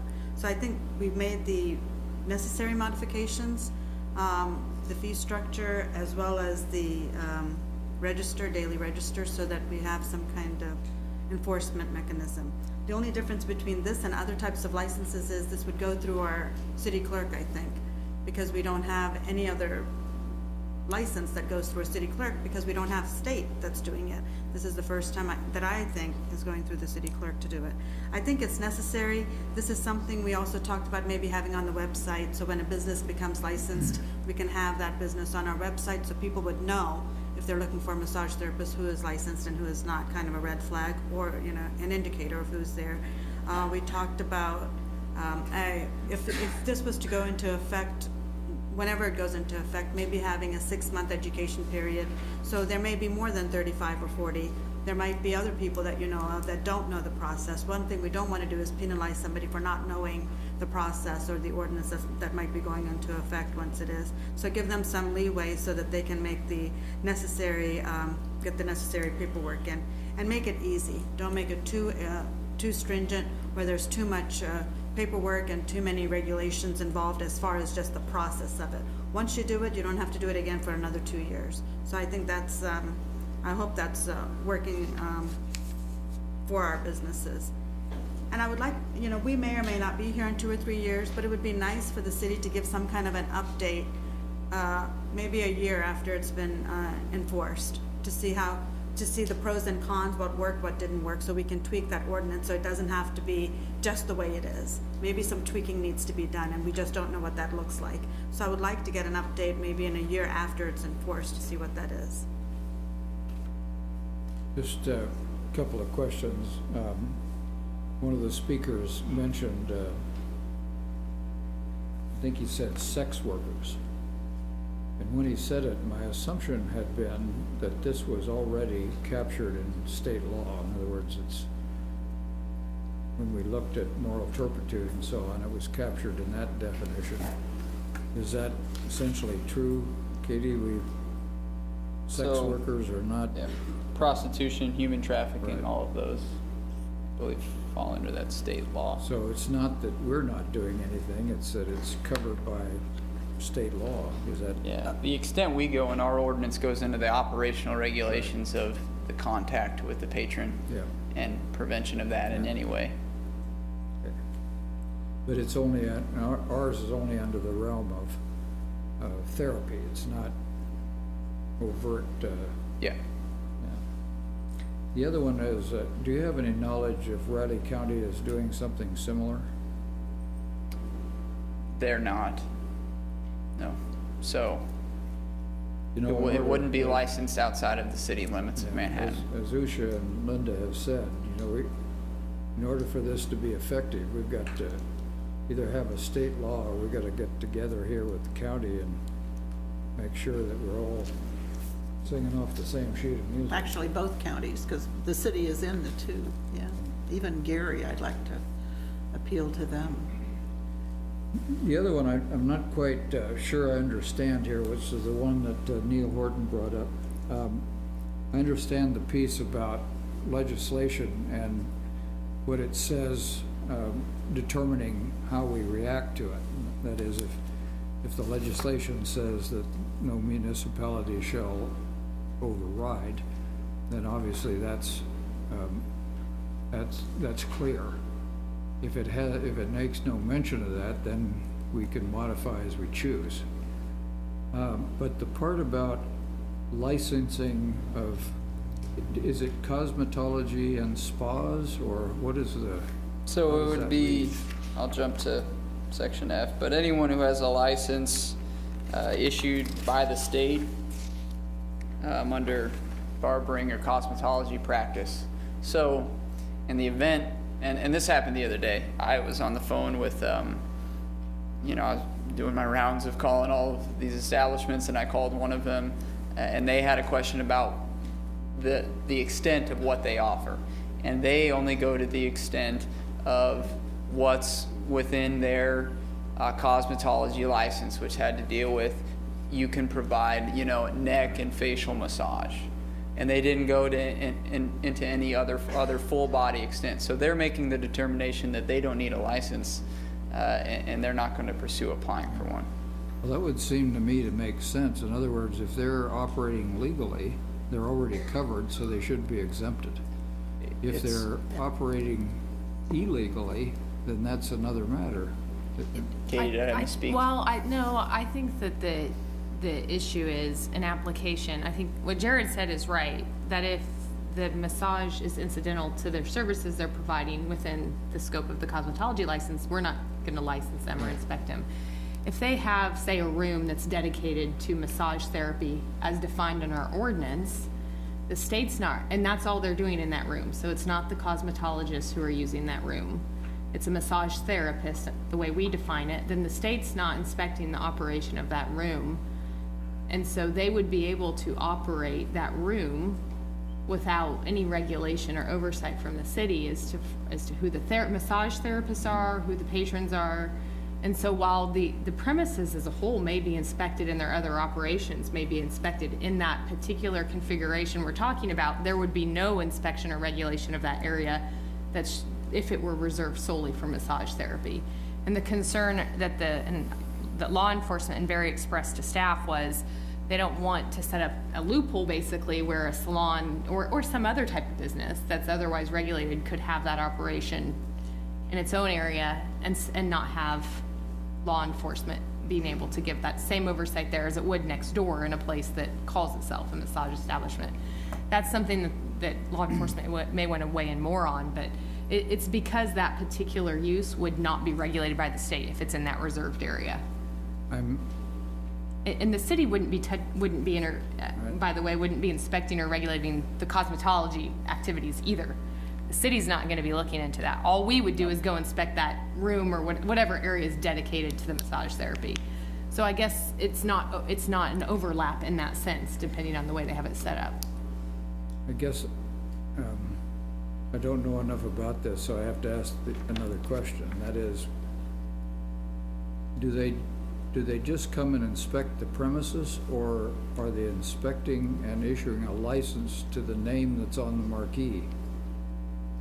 My understanding is they issue the establishment, and then if you're a licensed cosmetologist, you have an individual license.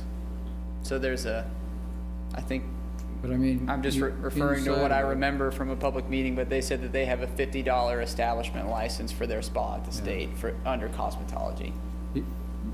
Let me phrase this a different way.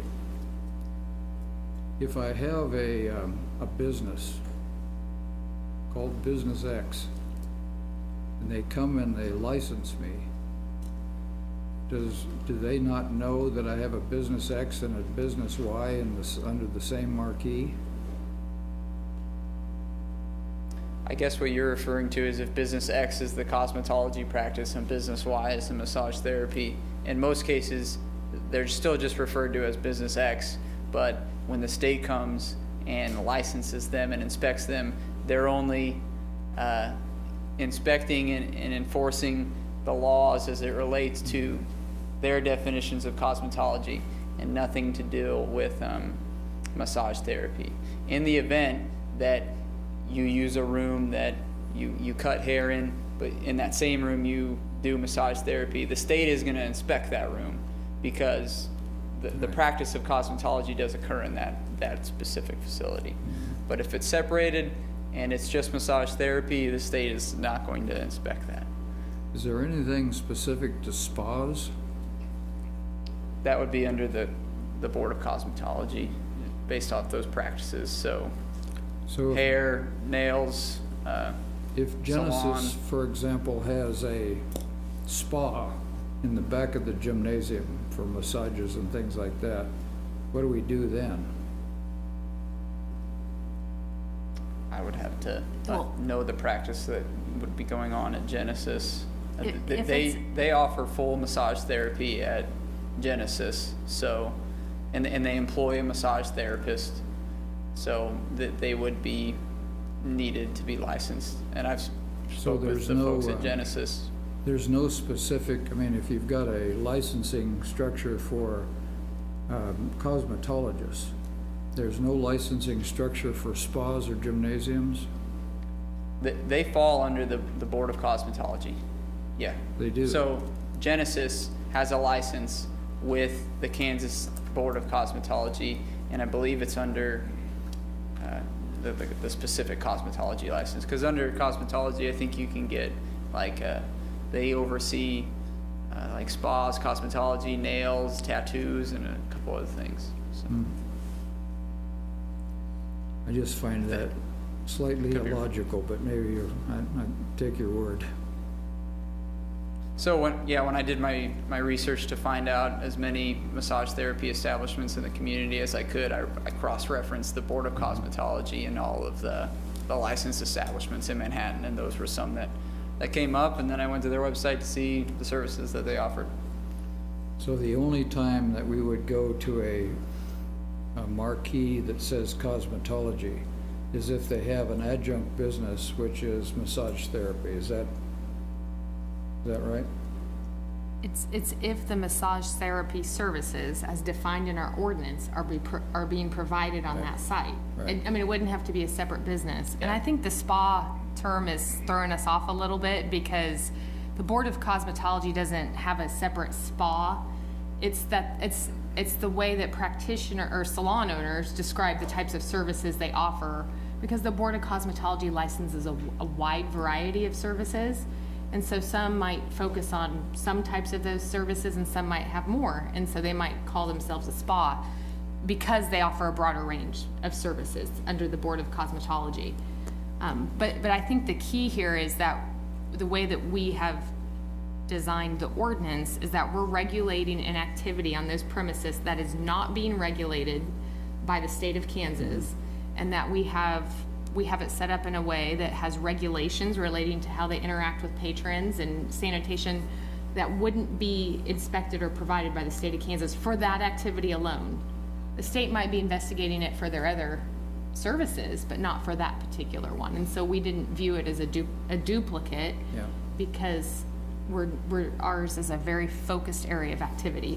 It may be all under the same umbrella, but I just want to make clear, like the spa thing is really more of a commercial way to describe the range of services. The Board of Cosmetology would maybe, salons maybe the more common, but that's not to say that they don't do broader things under that umbrella. Okay, thank you, appreciate it. Yep. I would like to hear from RCPD, either Director Butler or Assistant Director Muldrup, about this issue, since this is one of the primary reasons we were looking at an ordinance. Good evening. The massage therapy ordinance train left the station long before I was appointed director of the RCPD, so I've been playing catch up on the history of this. There's a couple of things I think it's important to mention in terms of especially the register inspection. And I'll use an analogy. You know, recently we heard from a citizen about their concerns regarding speeding on K-18 between Manhattan and I-70. And we do routinely monitor speed in various locations around the city, but now that we have a specific location that has been brought to our attention about a specific issue, we went out there and assessed it, and then we started deploying cars to increase our enforcement efforts, which have resulted in several tickets being issued. On something like this with a daily registry, I know there were some concerns by the operators expressed at last week's meeting concerning intent. And you know, I'm not always going to be the RCP director, so that's a legitimate concern. What's the focus or the emphasis going to be with the next director when they have this kind of authority to go in and inspect? This tool of the daily registry, I want to make clear, I read what the language is very clearly, and I'll let Jared or the city attorney correct me if I'm wrong, but this isn't a registry that's sitting out on a table with all of the patrons' names and phone numbers and addresses listed so every patron that comes in behind them can see that. It says the operator has to maintain a registry and make it available upon request for inspection. And those inspections, in my opinion, would not be an onerous activity that we would engage in on a weekly basis at every establishment that is regulated under this ordinance. But what it would be is a similar approach that I described with the speeding complaint we got. If we get a complaint, and I would imagine that it would be some of the operators in this city that would bring potential violations of the ordinance to our attention by folks that are operating without a license, this registry gives us the authority to make a quick inspection to see if there's a business operating, to see if they're regulated and if they're maintaining their registry. And if not, that's where, as a law enforcement agency, we take a step back and we increase our scrutiny of this operation. Just so you know, if we go in and they don't have a registry available, that doesn't mean we start going through the business, opening doors and doing an investigation. We wouldn't have the authority to do that absent of any other exigent information about a crime occurring, a serious felony crime occurring. So by not having the registry available or some other complaint that would bring this to our attention, that's where we would have to group and look at this and maybe start an investigation to see what's going on there. You know, I have resources that are limited, and I have demands on those resources that ebb and flow, and some of those demands for resources are important today, but the issue's addressed, and then we focus on other issues.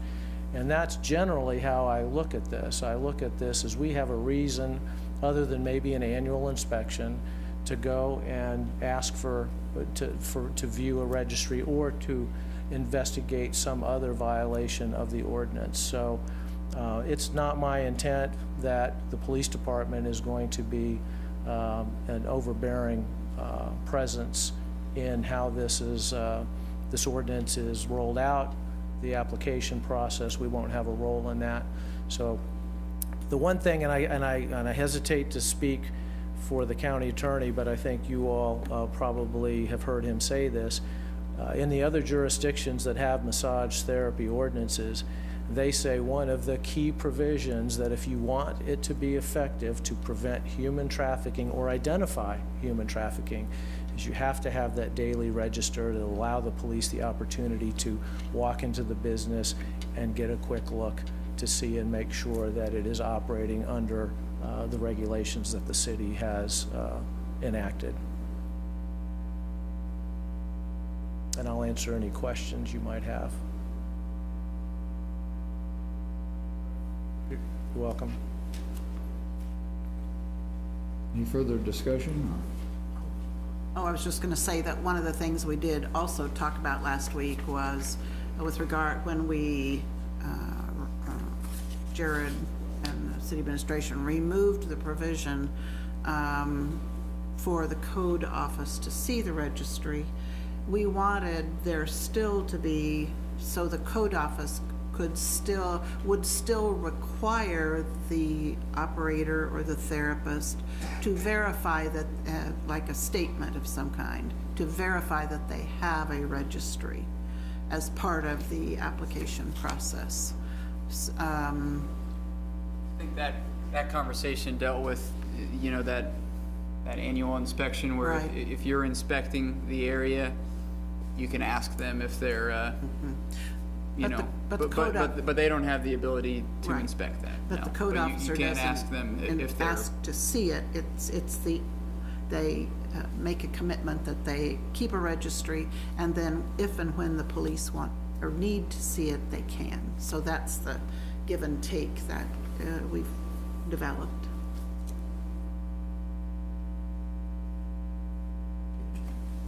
So I just quickly want to say that I am overall supportive of this. I had a little hesitation as we were going through it and having our conversations earlier in the year. I felt like maybe there were some places where we were giving too many exceptions. With that being said, I think that the final iteration of this is good.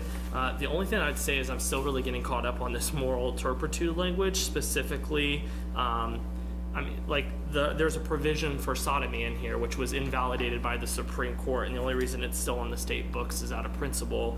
And I'm really not principle from some of our leaders, and I'm really not. I don't want to pass on language that was used to prosecute gay men into our language here at a city. So I would really want to see that struck out, and I still don't understand why adultery's in there either, but apparently someone in Junction City in 2017 did get arrested for that, so that's like a thing. But I just, which is it boggles my mind. But I mean, I feel like we could tighten up language a little bit here and be clear about what we're actually trying to go after. But I don't want to pass off language like some of that language that's in there, because I just out of principle, I think it's condemning to some of the communities that live here in Manhattan. But otherwise, I'm supportive of the ordinance. There's no further discussion, we'll entertain a motion. Mayor, I move we approve first reading of an ordinance adding Article 3 to Chapter 19 of the Code of Ordinances establishing licensing requirements and regulations for massage therapy establishments and massage therapists. Second. Call the roll, please. Was there any interest in a modification such as Jared suggested with regard to the language for moral turpitude? This is the time to edit if we, so the state does not license massage therapists, but the state is dictating what we say, their statute says is moral turpitude, but I would think we would have the ability to edit if we wanted to. Well, my question would be if Katie said if they are convicted, so would an employer have, is it justified for an employer to see if they were convicted to ask the question, what were you convicted for? Is that something an employer's allowed to do in hiring? Because how else would you know? So the way that this would be used for the city's purposes is that when we run the background check, it gives the city the ability to have a list to look at to determine whether someone meets the requirements or not. So that would be the context for the city. This list, I did want to note that the way the ordinance works is if you've been convicted of whatever offenses that you decide to add to the list, the offense can have occurred anywhere. And so probably a better way to describe this earlier would be that these are the offenses that within Kansas are captured under crimes involving moral turpitude. Some of the phrases in there are referencing the way other jurisdictions reference similar crimes. Some of the cities still have ordinances for these things, like soliciting for moral purposes. And so what the other cities that have this similar language have done is they've tried to be as inclusive as possible in terms of they don't want someone where the terminology of the law in another state is a little different to still be able to get the license. That said, anything on here that the commission, there is no legal requirement that this is your list at all. So anything the commission wants to remove, we can remove. I mean, I don't mean to go on like a personal crusade or tangent here, but I think I would feel a lot better about it if sodomy was just removed. I mean, it's a law that you can't even, the Supreme Court has invalidated, but there are people who still have convictions against them. I just Googled it and read an article about a man in Georgia who still has a conviction from it in the 80s, and it was a law passed to persecute gay men. I mean, it's not addressing what we're trying to prevent here. So while it likely will never affect anybody applying for a massage therapy license, language matters. Whether it's buried in a paragraph or not, language matters, and so I think it should be taken out. So that's all I'm asking us to do.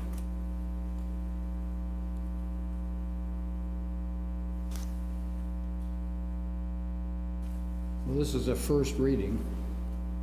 So are you suggesting when we come back for the second reading that It would be gone, yeah. Okay. Otherwise, I'm fully supportive of it. I'll stop being angry about adultery because apparently people are still getting prosecuted for it, but sodomy seems ridiculous. It shouldn't be there. I do want to be cautious of sodomy, though, because although you're right, Jared, it does prevail.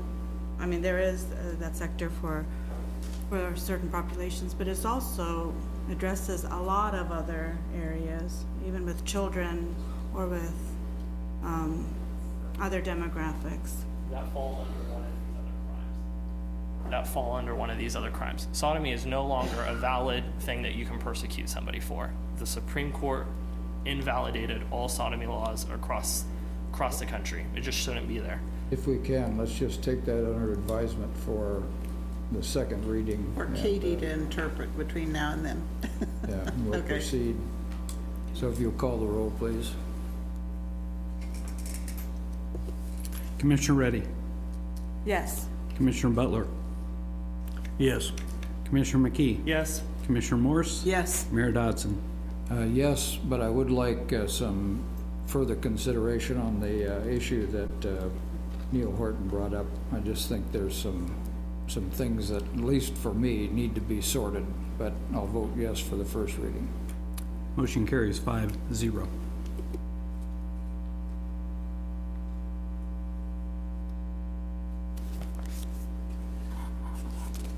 We'll move to agenda item B, which is to consider the preferred design alternative for the Southeast Neighborhood Recreation Center at Douglas Park.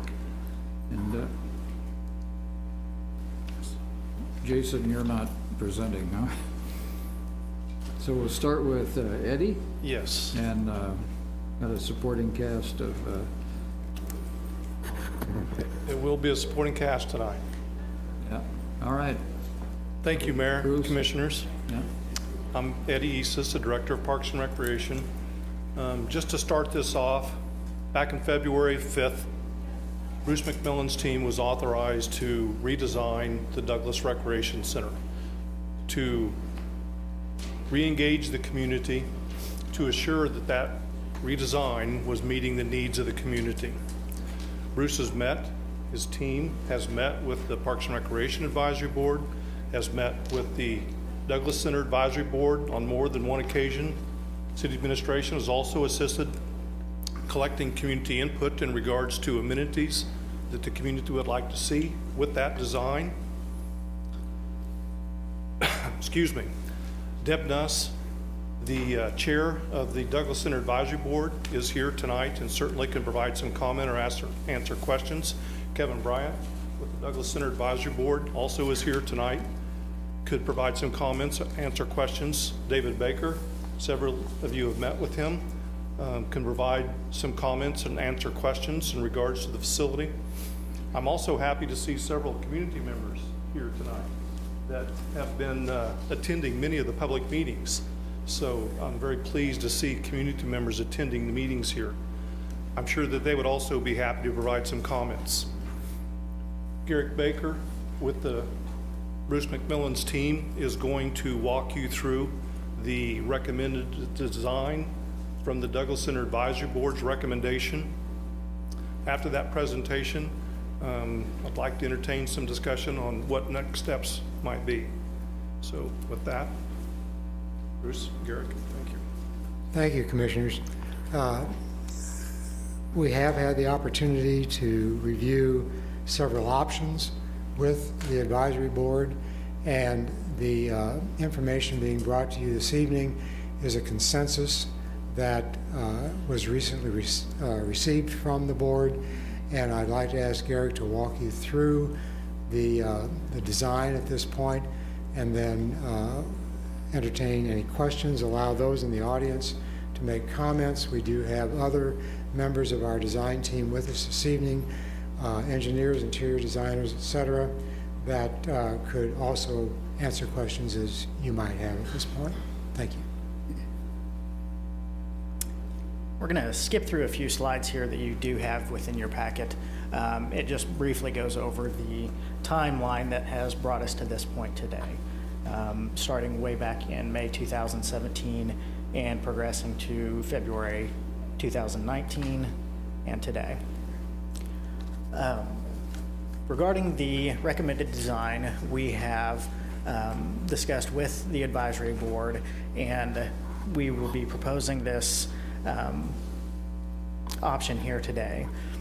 The building is situated in the southwest corner of the site, with the lobby opening up more towards the park versus street sides or towards the highway. But it would open up and serve the park much better. Just to clarify, the basketball courts to the north will remain. We are not touching those. The parking lot will not receive any upgrades, as has been shown in some of the previous iterations.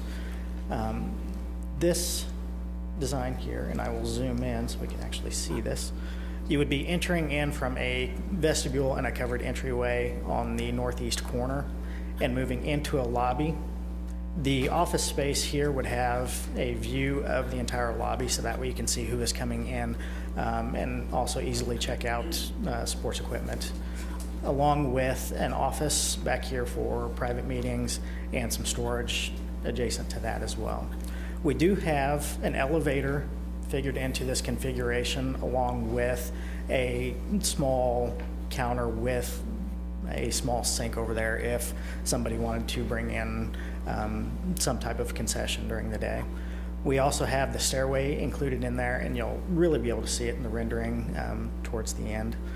We do have a restroom accessed from the exterior with all tamper-proof fixtures, and that was one of the recommendations from the community survey, is that they really wanted to have that restroom accessed from the actual park itself without having to go into the building. We also have a family restroom located down here, along with our drinking fountains, restrooms, and changing rooms in here as well. All of these will meet ADA. I'll zoom back out here. Moving into the court space, it appears to be a wood floor, but it will actually be a synthetic material. We can also get it to look or resemble wood. The courts in here, the red will actually meet the High School Association regulation at an 84-foot length and 50-foot width. The blue lines, you can see the lighter lines on the exterior would be the cross courts for basketball, but the blue lines would be for college level volleyball, and we have 2 courts there. The pickleball would also be situated within those. Just for clarity, we did not show those. We do have storage around the exterior of the court space, along with some spectator seating. We do have a community room alternate shown, which I will get into here shortly. But we also do have an elevated track, which can also be accessed from the stairwell in the southwest corner. And please, at any time, stop me if you have any questions or need anything clarified. So the base building would be 20,062 square feet approximately. And the estimates that we have shown here are very preliminary. This has not been put out to bid or anything of that nature. But we would be looking at roughly $3.4 million for this base building. It seems we've missed our second floor. Oh, there it is. Okay. But on that first floor, as I called out earlier, we do have that community room, which would be adding 880 square feet to the building. I'll zoom in on that one as well. We do have some mechanical space allocated so we can actually serve that, and some restrooms. So if somebody had a birthday party or an evening class or something, this could actually be accessed without having to go through the complete recreation center. And this can be partitioned off or locked off, but also serve as an exit as well. Let me ask you a quick question while you're on that. So if you didn't build that space of Alt 1, what would the building shape look like? Would it have a notch in it? Yes. So that, on the face of it, that doesn't make any sense, does it? I mean, it costs you money to make those other 2 sides rather than a rectangular building, right? There would be some associated costs with going ahead and adding the building envelope to that side. But with adding in the additional square footage of the concrete, Right. and then adding just that much more would be adding a little bit to that overall cost. Thanks. And then you would also have the mechanical systems and the electrical that would be serving that as well. So more additional associated costs with that. Any other questions? Moving on to the second floor, we do have room for a 2 or 3 lane track going around the perimeter that would be open to the courts below. They would be accessed through the elevator at the north end, and you would be able to view the lobby below and the stairwell there as well. We do have either possibly storage or a restroom configuration here as well. The fitness room alternate would be identical in footprint to that alternate one. So once we accepted alternate one, we could stack on top of that and increase the building space. So this fitness area could be enclosed or it could be left open. It really would just come down to what the commission would like to do there. And we do have our second exit there. We do have mechanical areas within the first floor between our building and then the breadbasket over here as well. With the base bid and then the alternate or base estimate and alternates 1 and 2, it brings the project slightly over $4 million. Are there any questions regarding that? What's the difference in the price between the 2-lane track and the 3-lane? I know it seems to me that the 3-lane track is the more desirable and has been the recommendation. So what's the cost difference? There would be some costs associated with it. We do not have it plugged into this number here, but the building would grow in size, probably about 6 foot in width and then another 3 feet to the south as well. So there would be some associated costs with that, which are not calculated into that. So it'd be plus $4 whatever million this extra plus, 6 yes. feet is. But that track that you have show there in red is really a 2-lane track.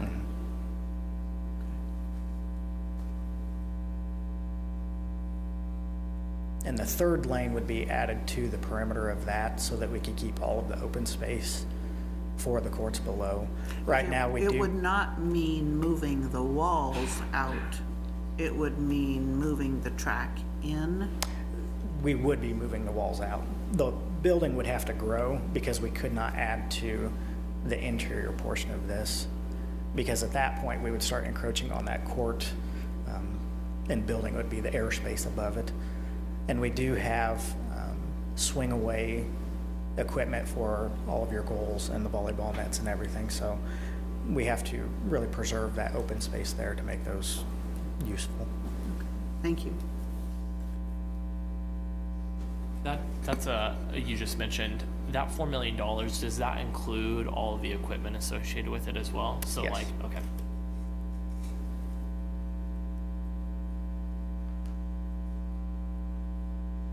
Moving on to the exterior, this would be as you would be entering from the northeast corner.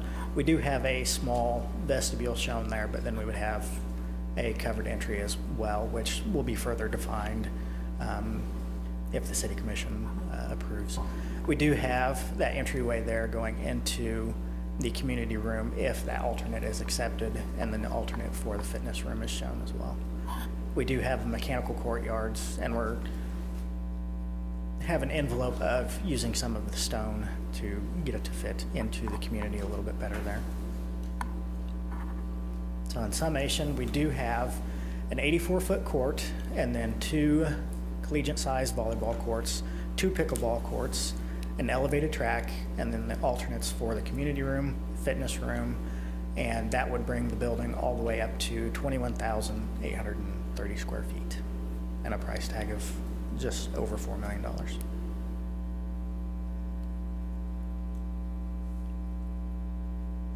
You mentioned in the beginning about the parking lot. I remember maybe I walked over there with you, Eddie, and there's a power pole in there that's right next to the freezer. And my assumption had been that we were going to do some parking lot, and when we say we're not going to do parking lot, is that just under this amount of money? Because we've got some site work that can be covered under the CDBG, right? Correct. And we do anticipate relocating those utilities underground. That would be outside of this project. And yes, we would intend to use all community development block grant fund that would be available for those improvements. What we backed out of the project is the freezer, relocation of the freezer at the breadbasket, and have interacted with Mary Beth, and she's okay with it staying where it's at. That doesn't help the parking lot out a lot, but it does help the budget out. Potentially in some future project with community development block grant funds, maybe that freezer could be moved. We've ran into issues with trying to relocate it on the east side of the breadbasket building because of Westar relocation of their utilities. We also looked at relocating to the south side of the building. Bruce had even looked at that and the construction aspect of what required for that freezer. That's a difficult move. Yeah. It is. The best answer at this point is to leave it where it's at. We would improve that parking lot by relocating those utilities. And yes, we would look to continue to make exterior lighting improvements, parking lot improvements, and some site work, and try to utilize community development block grant funds for those aspects. We simply can't use that funding source for the facility. We can use it for design. We can use it for those other improvements associated with the project. You've got a small Parks and Rec storage and I think maintenance building there. Does that stay? We do not envision that staying. It is not within the construction zone necessarily, but it's not the most inviting facility to associate with such a nice new facility. We'll have some of that discussion next week also with the joint maintenance facility, and that's another discussion, but we lose that facility at the Douglas, we would lose the El Paso Lane, that would hamper us. So that'll be next week's discussion. We do anticipate this one going away. When you describe the basketball courts, the lateral, now the volleyball courts, those don't have drop-down basket hoops?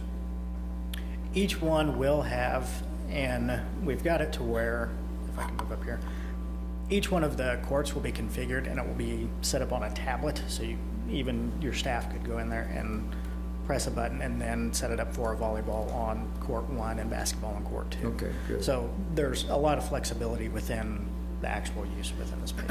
And the, you know, I guess when we had the last meeting, I got a lot of, and it was on the other 2 rec centers, but got a lot of questions about the flooring material.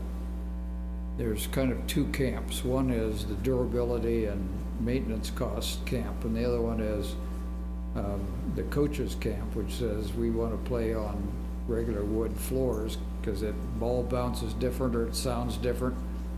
I don't know the well, I know the difference. I just haven't played on the artificial, so I'm unaware of the differences. So what's the thinking on this? I'll give you my opinion, because that's what you'll get from everybody when you talk about flooring. We get a lot of different opinions from the different salesmen that come through as well.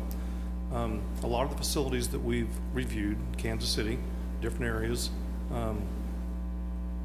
recommend the synthetic floor simply because of the ease of maintenance. We also go to a lot of facilities in Kansas City that have wood floors, and they tout those very highly as well. We know that they cost more to maintain. David has a wood floor now in the Douglas Center Annex or at the Douglas Center. We're very proud of that wood floor, and we've talked about it an awful lot. The requirement for people to have to bring an extra pair of shoes in order to use that facility. That's a challenge in public facilities. It requires that additional supervision and management just to ensure that.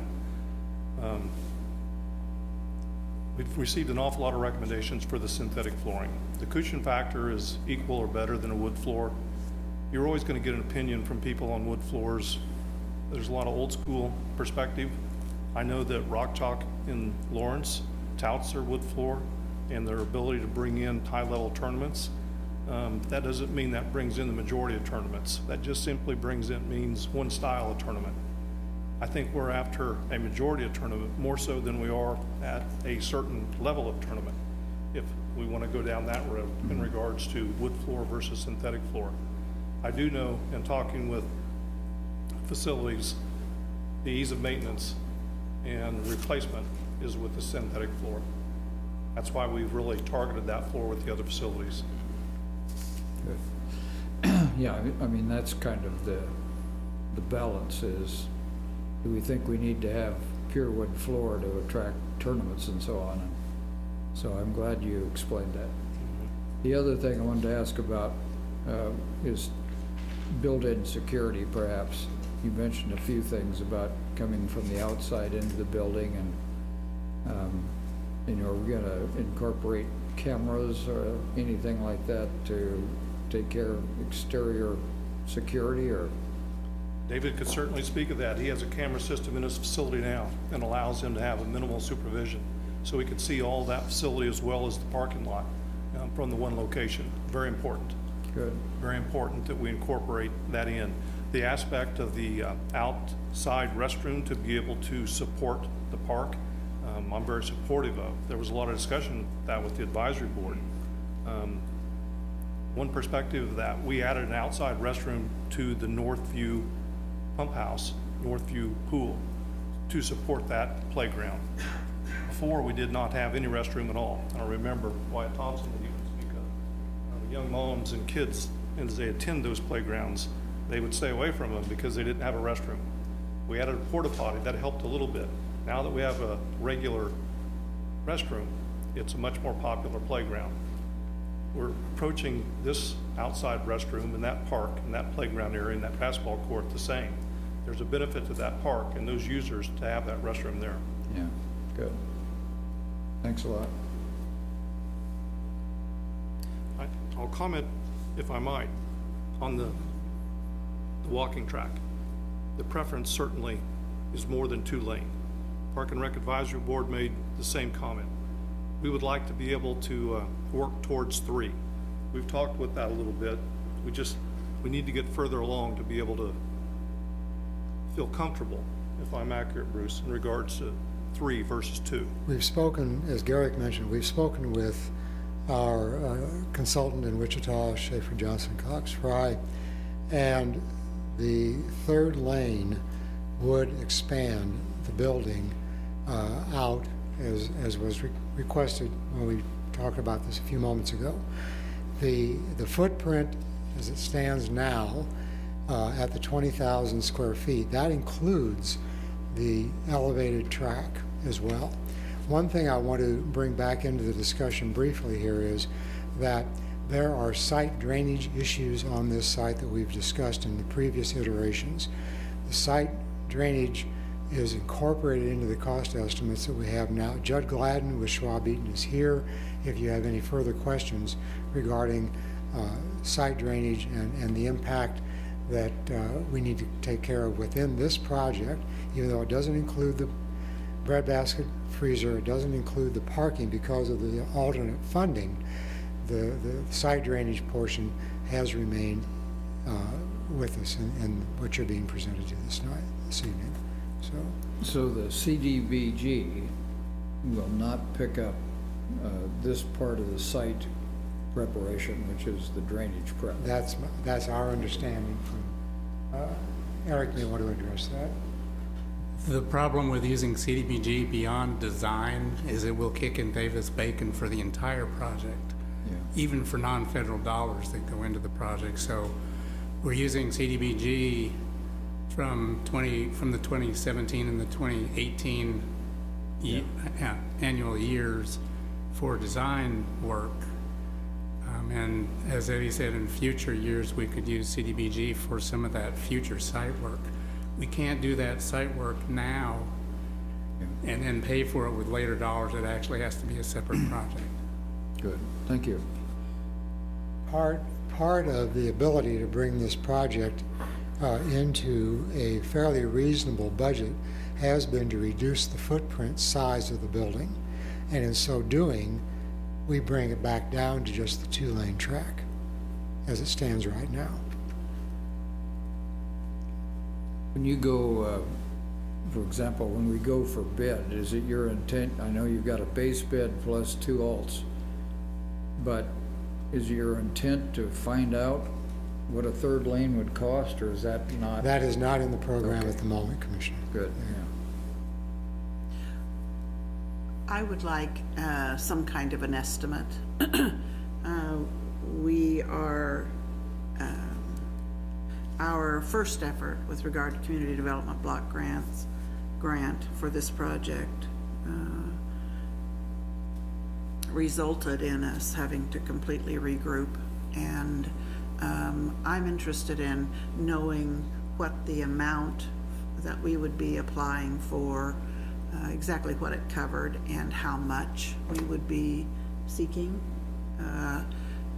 Because if that fails, then we'll be adding that cost to this cost. And I'm just interested in making sure that we know exactly what is going to happen. And I don't have to know it tonight. I just I want us to be, I don't want to have to turn around and cover the total cost. Your question, what would the additional cost be to get us to a 3-lane elevated track? Is that the question, Commissioner? Well, that was one question earlier. My question is, how much are we expecting Community Development Block Grant to cover? For this project? For any of it, the design or the parking lot or whatever. We don't even know, really, since we're redesigning, the extent of the parking and what that looks like, so. The numbers that you're looking at here on these estimates of this project do not include any community development block grant funds at all. I know, and I want to know that. And there will not be any community development block grant funds used for any construction aspect of the project. Right. We can use what we have remaining for site design work, and parking, and. future site work, not the existing site work that is critical for the construction of the building. Okay. When we talk about future site work, what we mean is parking lot improvement we call it at the breadbasket parking lot. We also can use it for any other exterior parking that would occur, and we could use it, I believe, for some parking, what we'd identified previously as some parking lot lighting. Or, yeah, and parking, if we were to add parking in the future along Yuma and 10th Street, some of that angled parking, and it's just that if you link that construction with the building, Davis-Bacon applies to everything, and that is going to raise the cost, so. So when would we be applying for the Community Development Block Grant? Well, we don't- after this? That's part of our annual allocation that we get every year. You'd be using our allocation. I might just point out also the intent of what you're seeing here, budgeted amount. This building would be able to be opened and operational completely without those other future site work items. It's very critical that the building is going to be able to be opened and operational, people will be able to use. Those would just be future improvements that we originally had identified as part of the project. We've pulled out to try to reduce. The parking lot obviously is usable today. It'll continue to be so, and we will improve it by relocating those utilities, those light poles that are there that cause such an issue. But we are simply not moving the freezer, which opens up the parking lot a little bit more. Well, the parking lot is inadequate. I mean, so we're going to have to solve the parking, but I understand that. Yes, and that's something we'll be targeting with those future funds. Have you considered any use of 9th Street at the south end there, where the, right beside the breadbasket? We've looked at the potential for Closing on-street some of parking, that? both all around the block, actually, everything? to try to increase all that we can. Okay. And we've looked at potentially being able to do that with city staff at some time, and again, targeting funding sources that could provide those materials. So, Because it's just a stub or a dead-end street, and I just wondered about utilizing some footage there. Sure. Okay. I do have a question about the third track. I guess it kind of seems like from the discussion right there that the third lane in the track hasn't been ruled out. So I'm a little bit confused on what I'm voting on tonight, because if we approve the base building concept, that's what you just presented as a 2-lane, and alternative 1 and 2 is what we're presenting up there. Like, how do we go back and add a third track later after we just passed that? Well, we're at a percentage design at this point. Bruce is gonna have to help with that, how we would progress to some other type of design consideration. In order to incorporate that 3rd lane, on that elevated track, you would have to authorize us to expand the size of the building and determine what the footprint size is. As Garrick has explained, that's going to add another 6 to 8 feet each direction, something like that. And Which I understand that, so maybe this is less of an architecture question and more of a city process question. Why didn't we have that, if we knew we were gonna discuss a third lane, why didn't we have that mapped out on what a third lane would look like before this came before us? Well, we've talked about a third lane with all the advisory boards. We have. We've been trying to work this footprint into a smaller footprint. We were trying to get this budget at all possible as skinny as we could. I do want to continue to talk with Bruce, if we can, of what it does take to get that third lane. We do hear that. Tonight, we just couldn't come in with confidence and say a third lane is going to fit in this base project. from what our consultants are telling us, that this is basically a walking track. It is not a jogging or a running track. 2-lane is adequate from what our resources are telling us for a walking track. Now, there may be comments made this evening that contradict that statement. But from what our resources are telling us, a 2-lane track is very adequate for a walking track, which is what the intent is here. So if we, per se, the commission passes this tonight as recommended, what would the process look like moving forward in discussing that third lane? That would be a expansion of the overall dimensions, width and length of the overall footprint of the entire building. And that would increase that. Right now we're budgeting with the alternates. We're budgeting right now roughly $185 to $190 a square foot. So if you're expanding the footprint on that, I'm not going to calculate that in my head right now, but generally you're adding heating and air conditioning because of the increased volume that you're dealing with for the size of the building, as well as additional surface materials, lighting, et cetera, et cetera. So it is not just adding a third lane. There's other costs involved. Again, I guess it's less of an architecture question and more of like a city mechanism and process question. I want to understand what I'm voting on tonight, and if we add a third lane, what's the next process? And it seems like there's discussion that has to happen, so. Bruce, Well, how, the recommendation that has come to us is a 2-lane walking track.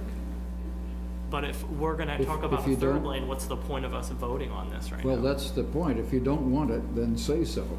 I don't know if I don't want it, because I don't have any of the additional information about the third lane. Well, we went through this process once with CDVG, right? We costed it $3.3 million. It was all coming out of them, but then we ran into the Kansas cash law. So we couldn't use that mechanism to build it. So then the committee came back to us and they said, now that we have this opportunity, which is to use other funding mechanisms, we want to come back with another design. This is the design they came back with. But that's not what, no, it's not, because the Parks and Rec and the Douglas Board both suggested 3 lanes. And so if we're gonna continue to have a conversation about a third lane, I understand how we got here. I was on the commission too. I'm wondering while we're voting it in this way, if we're gonna keep exploring the square footage of the building and adding another lane and changing the price, like what's the point of us voting in this now if this isn't the final iteration? Our discussion ultimately is cost. There's a preference for 3-lane. There's no doubt about it.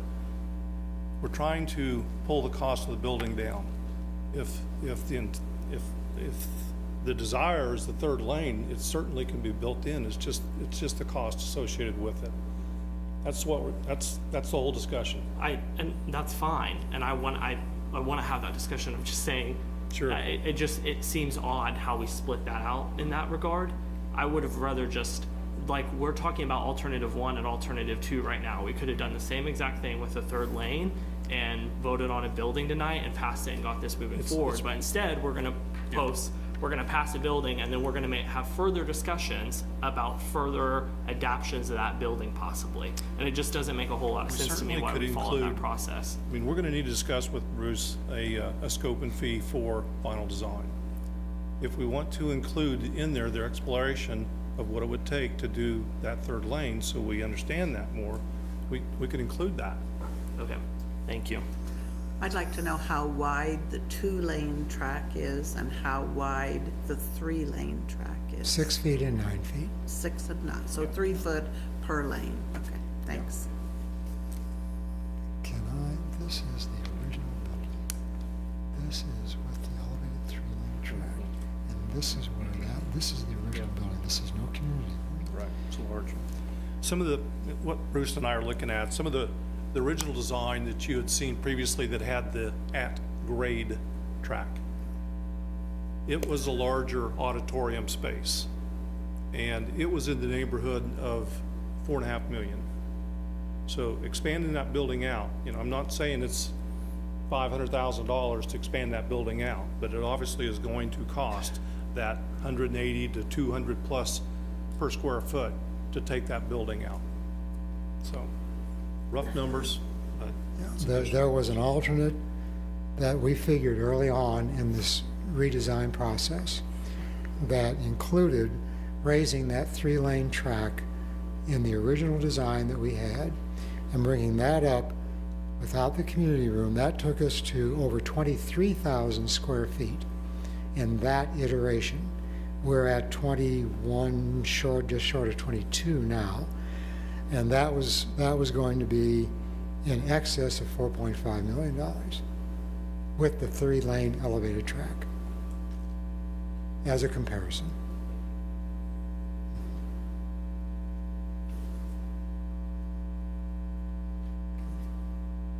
How many square feet is the foyer that's pictured on here? How many square feet is it? That total, Commissioner, is your 21,830.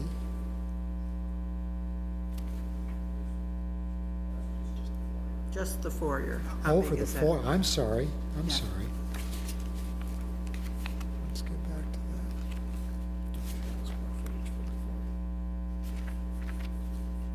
If I can just find the drawing.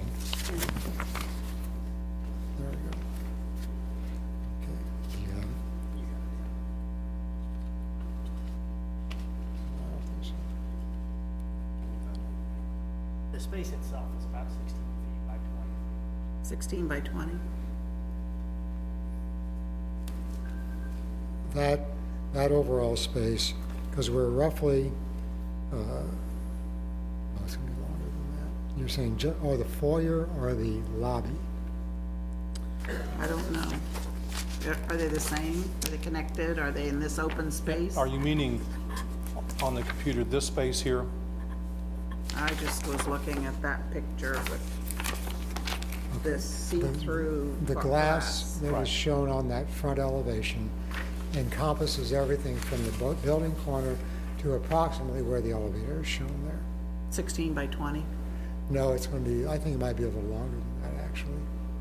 We can give you an exact I don't know. measure. I don't expect instant necessarily, just that I'm curious that we have this basic open space, but yet we're talking about expanding the building because we don't have enough room, and can we, It's been described to better- us, yeah, I'm sorry. make better use of this open space? It's been described to us even during the original design process that there is the potential for transitioning from one group utilizing the building or part of it to another group, and that the lobby area serves as that waiting area, transitioning area, as far as that's concerned. So the lobby space actually is a very utilized part of the building. Commonly with our recreational programs and activities, you can imagine if we were using the two cross courts, whether they're basketball or volleyball, there's 4 teams out there playing. That also means there's 4 teams in waiting to come to the next game. You just certainly don't want them out in that court space necessarily. Spectator space will occupy, that additional auditorium space. So lobbies commonly, and we're building that in with the other facilities as well, that there is that staging space, that staging area for next teams, the next group, the next user, the next participant. So it's important space. Other questions on the design aspect? Just what is the expected time delay that if we decided to come back and look at a 3rd lane and what all that meant? Well, we would need to work with Bruce on a scope, and we would need to come back to the commission with a contract amendment for final design. And the timeframe for us to discuss that is... In the reading material, we had a timeline that we'd kind of laid out. I didn't see it in here, but how long it'd take us to get this facility open. If we progress today with final design, we've talked 60 to 90 today to complete final design, then you're looking at 45 to 60 days for bid opportunities for bidding, the bid process. So you'd be looking at 6 months before you would probably be securing a contract. So we talked about bringing a contract back for this commission to go to final design. Can at that time, we have an estimate for what it would take to go to the 3rd track, and then we could either proceed to final design, contract option A with the 2, contract option B with the 3. Can we do that? Correct. Okay. That's the thought process, and that's with those alternates. If we would progress to final design and bidding, again, the recommendation is to bid this out with that base design and the 2 alternates, to fully final design that entire building with those 2 alternates, bid the project with those 2 alternates. The commission would have an opportunity to be able to review those bids and make a determination if you would want to proceed to construction with just the base building, with alternate number 1, just the base building, alternate 1 and number 2. You'd have that opportunity to do that. I really think that we need to be able to get a base building that is either acceptable with the 2-lane or the 3-lane. I think that would be a very challenge to have a 2-lane or a 3rd-lane alternate. You're talking about almost two complete different building designs. That is not an entirely different, but a somewhat different structural situation where I'm actually engaging our structural engineer for 2 projects, essentially, along with the other engineers to handle all the heating and air conditioning and so forth that go along with that, even though it doesn't seem on the surface as being a very major difference, it does add up to a lot of additional ramifications. And how are we handling the design costs? There's still, and Eric will have to help me with this a little bit, there still is some community development block grant funds that are available for design. I don't think that there's adequate funds to complete all of the design. Overrun of community development block grant funds for design costs could just be wrapped into the project budget. So this just adds to that, right? I mean, can't have him doing it for free. Takes more design. We have a lot of discussion to occur. Yeah. Didn't want to bring this up, but I don't think we have to have complete final design for the 3-track part to get an estimate on how much it's going to cost extra. I don't think we have to have a final plan for the 2-track for the whole building, a final plan for the 3-track for a whole building. We don't want to go that route. If you want to get to the point that Ron just described, that's what's required. Yeah, that's why I almost feel like your 2 are both proposing different routes, and that's why I asked this a question initially, is But at the same time, we were able to come up with at least basic numbers and basic ideas of what it would cost to build the building in the first place and 2 additional rooms. So I feel like Commissioner Morris isn't completely wrong in the fact that we should be able to at least somewhat estimate what a third track would cost We can get there, yes. without going to the final. Without Yeah. actually going Engaging into the structural engineers Yeah, no, to a full design. no, we would not be into a final design. If we choose the 3-lane track, then we would for sure be committing to going to a final design. But we're just trying to pick what size track we want. And And that's dictating the whole building. I think we need to get an idea of what that is. I think I know. We need to have that discussion, but we think that we can get those numbers and we can get that back to you. That shouldn't be a problem. We obviously need to come back to you with some final design authorization. So, is that? So, maybe just one more thing here, then Ron, jump in. So, how did we get from the recommendation from the board to what was just presented? I mean, you mentioned we were price conscious. We were trying to stay, if we could, in a $3.5 million range for a project.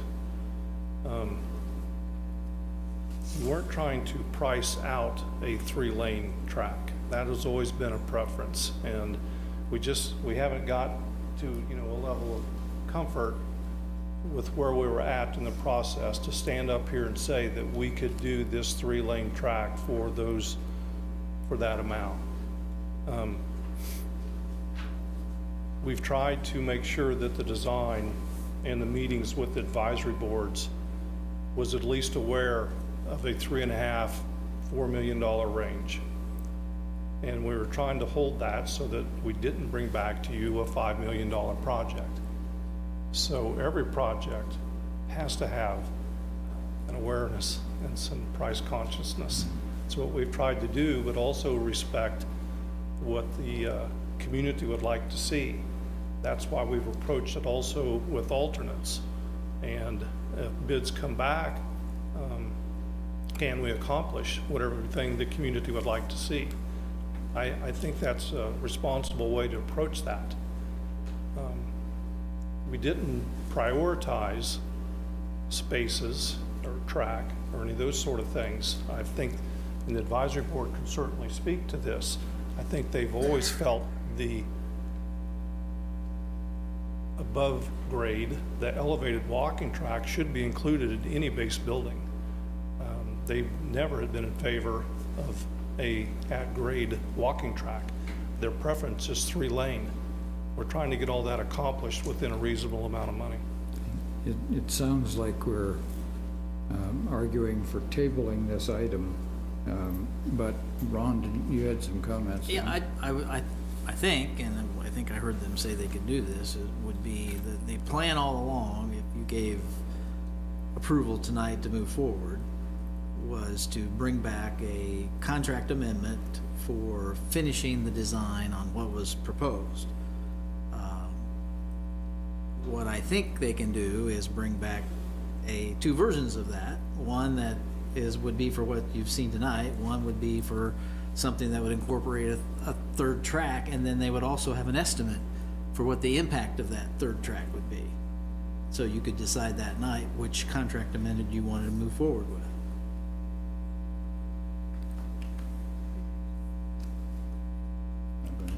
So, I think one of the problems I've been having with this conversation is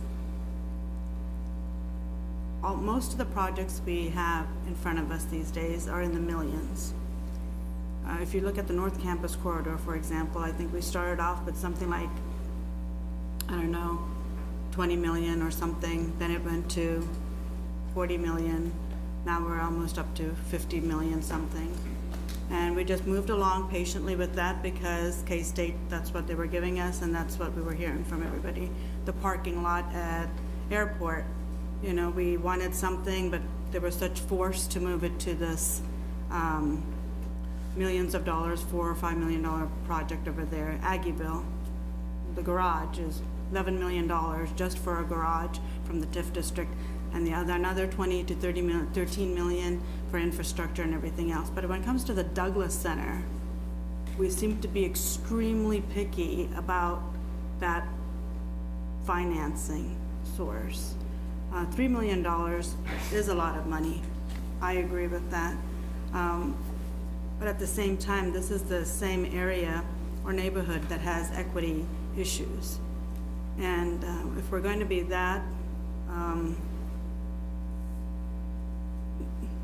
open to other people's ideas about the needs in the community as far as those three that I just mentioned, we should give the same opportunity to the Douglas Advisory Board as well as the Douglas Center neighborhood area. Most of this, although there's parking issues here and there, most of them are in walking distance, and that's what we want for this neighborhood gym. I don't mind if the price is a little bit, I mean, I'm thinking maybe $1 million or something. That seems like a lot, but when I look at all of these other double-digit figures we have for everything else, it seems as though this is the one we decide to focus on to be financially, fiscally responsible all of a sudden. You know, we're trying to be as responsible with our money in every area possible, with sales tax, CIDs, TDDs, you name it, we're trying to put it in there. And I think this is one of those things that requires the same type of attention for the children and families that live in that neighborhood. So I would like to see the design that the advisory board also would like to see in their neighborhood, and see what that means so that we have all of the information in front of us. I think originally we were okay with the 3.5 million because we thought that's what CDBG funds, we were going to get that money and we were going to be happy with it. Nobody has to pay anything extra. But since that didn't happen, I thought that opened the door a little bit more to give the advisory board and the neighborhood what they actually want because of the other two rec centers at the middle school and at the two middle schools. So I just want to think a little bit bigger and make it possible for those residents that are living there to keep wanting to live there. Make that value, make the properties there a little bit more valuable so people do want to live in that neighborhood. So I just want to make sure we're focused on the reason for doing this, not because it has to stay in this fine. We tried to fight that with the airport and with the garage and with everything else. There was such pushback. And I want us to be a little bit attentive to this neighborhood one. When I looked at this motion, I can't come up with a way to amend it appropriately in this setting. So my recommendation is that we table this and ask the staff to come back with the recommendations that we've made, and that is to have a comparative cost for a 3-track building, a 3 elevated track building, so we can do the comparison between the two base costs. That's acceptable. Yes, I don't have a problem with that. My thought on the whole thing is I've been frustrated about funding. You know, Commissioner Reddy talked about funding sources. Well, the airport, we got funding sources, parking fees. You know, we got TIF districts and different things, but this is gonna boil down to a property tax increase. That's what it's gonna boil down to. Because that's the only way it's gonna be funded. I don't particularly care for that at all. And I also see this as a huge case of mission creep. Drives me crazy. We do that a lot on projects here. We started off saying we wanted a basketball court, and it was gonna cost around $3 million. And now we've got a weight room and a community room, and the track is driving the whole train. And it's the classic case of mission creep. We can't stay focused on what the priority was. And that drives me nuts. But I agree that, you know, maybe we should table this thing, but I'm interested in the final funding. And, you know, does this mean that we start the budget discussion, you know, in the next month by going right in saying, well, 0.5 for the Douglas Center increase? That's the starting point for the budget discussion, is a minimum of a 0.5 mil increase. If that's what we want, fine, but let's be honest about it. You know, the other rec centers, there's nothing there. The other two we keep referring to at the middle schools, there's 0 there right now. The Douglas Center has something. When those things are done over there at the 2 middle schools, there is a sales tax funding source that was approved. It's not property tax. It probably would have been nice if we'd have put the Douglas Center into that mix too, but we had high hopes for this block grant thing, and we got messed up. So I would like to see the funding on there, but I'm with you on, let's just table this, nail this Mission Creek thing down so that, you know, we have a project we can vote on and say that's it. Because last time I voted on this, I thought it was done. We had a $3.3 million project. My assumption was the funding fell through, we continue with that project and just find some funding. And that is not what happened. And that's where my frustration is. I'd like to, you had earlier indicated that there's a drainage additional charge that we should expect and that we could hear from the consultants tonight. Could we hear that report? You said there's some significant drainage costs. Hi there, I'm Judd Glenn with Schwab Eaton. It's not an additional cost. Part of the building cost is to handle the stormwater drainage. Yeah. So we're adding this impervious surface, so we need to handle that increase. So with that budgeted money there includes a small stormwater management facility, a pond, right next door. So roof drainage, the associated site drainage right next to it will flow into there and flow out of there, connecting to the existing storm sewer, so that the Where will the detention pond be? It's gonna be right on the east side of the building, between the building and the breadbasket. Okay. So what is the estimate for that? And that is not included in this cost we're considering tonight? That is included. It is included? Yes, Okay, correct. how much of the cost is that? I don't have that figure on top of my head. Okay. It's a small facility, so Okay. the impact is minimal, you know, compared to the square footage of the building costs. Now, the significant site costs happen with the site or the utility relocations, the parking lot improvements, and that is intended to be use the CDBG funding for that. And that's my question that they're going to talk about also eventually is how much of the CDBG funds we're talking about, total. Asking about when Eric talked about this, we're talking about the future CDBG funds that we might use for that purpose. For the site design, or site preparation, whatever it is. I think that we had estimated that there'd be a reduction in the project by not using community development block grant funds and reducing Davis-Bacon wages, taking some of that site work out, that it was in a range of $750,000 that we were going to be able to reduce that project amount from. But I think we're confusing future site work and existing site work. Future site work is the breadbasket parking lot improvement, and that could be covered with community development block grant funds at some time in the future. The site work that he's referring to is critical site work that has to happen with the facility, and we are not going to use community development block grant funds with that, because that would kick in Davis-Bacon wages into the facility, and we do not want that to happen. So there are two different styles of site work that are associated with the building. I don't know if that's answering or not. But this material says that CDBG funds could be used for a portion of Macmillan's design, or design fees could be incorporated into a bond project. The CDBG funds may also be used for site work, parking, and exterior lighting in support of the project. I'm just trying to figure out how much you're going to depend on the CDBG funds for. We've been using, and Eric, I don't know if we have an accurate breakdown of what we have still available in community development block grant funds, but they've been funding all the design, and we're going to continue to use those. And I believe there was, I don't know, $20,000 to $40,000 in that range of available community development block grant funds to still apply to design. Bruce has a contract right now for final design, and he completed a lot of that final design on that original project. So he's used some of that final design contract amount. That's what some of our discussion with him has to be, so that we get an accounting of where he's at in that final design contract that he previously had, and any future final design that we're going to do, and what that cost is going to be. So Mike's idea is if we table it and you bring it back then we find out some of this. When you come back, what she is asking for is the future CDBG applicability. In other words, parking lot and those things that you cited, how much does that cost? And we presume that will all be covered by CDBG.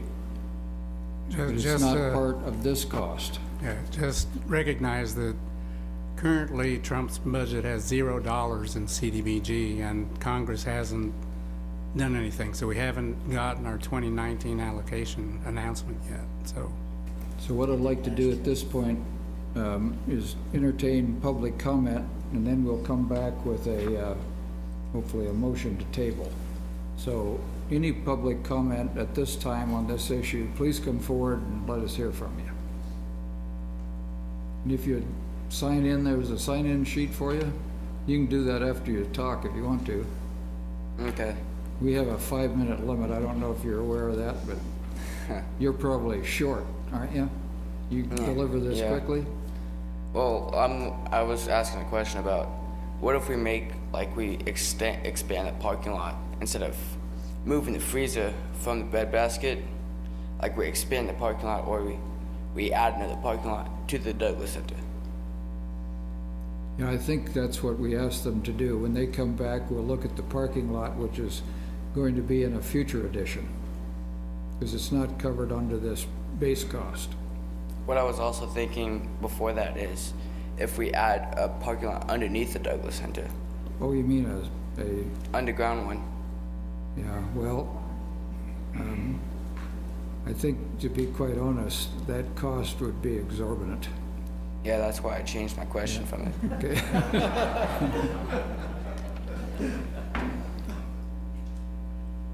Anyone else, please?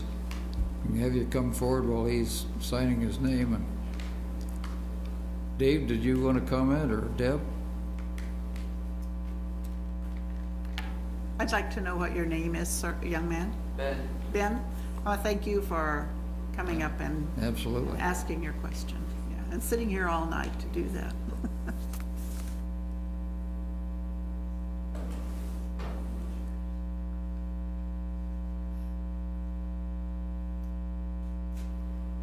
Debbie Nuss, 2404 Sumac. I'm the current chair of the Douglas Center Advisory Board. In your packet, you had the draft of the minutes from our last meeting where we were presented with options and voted on the options that were presented to us.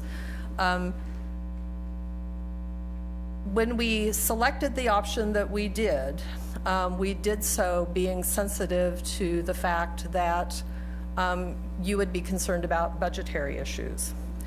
But admittedly, there was an option that was more expensive than the one that was presented to you tonight, that did have a larger footprint, did have a third lane on the track.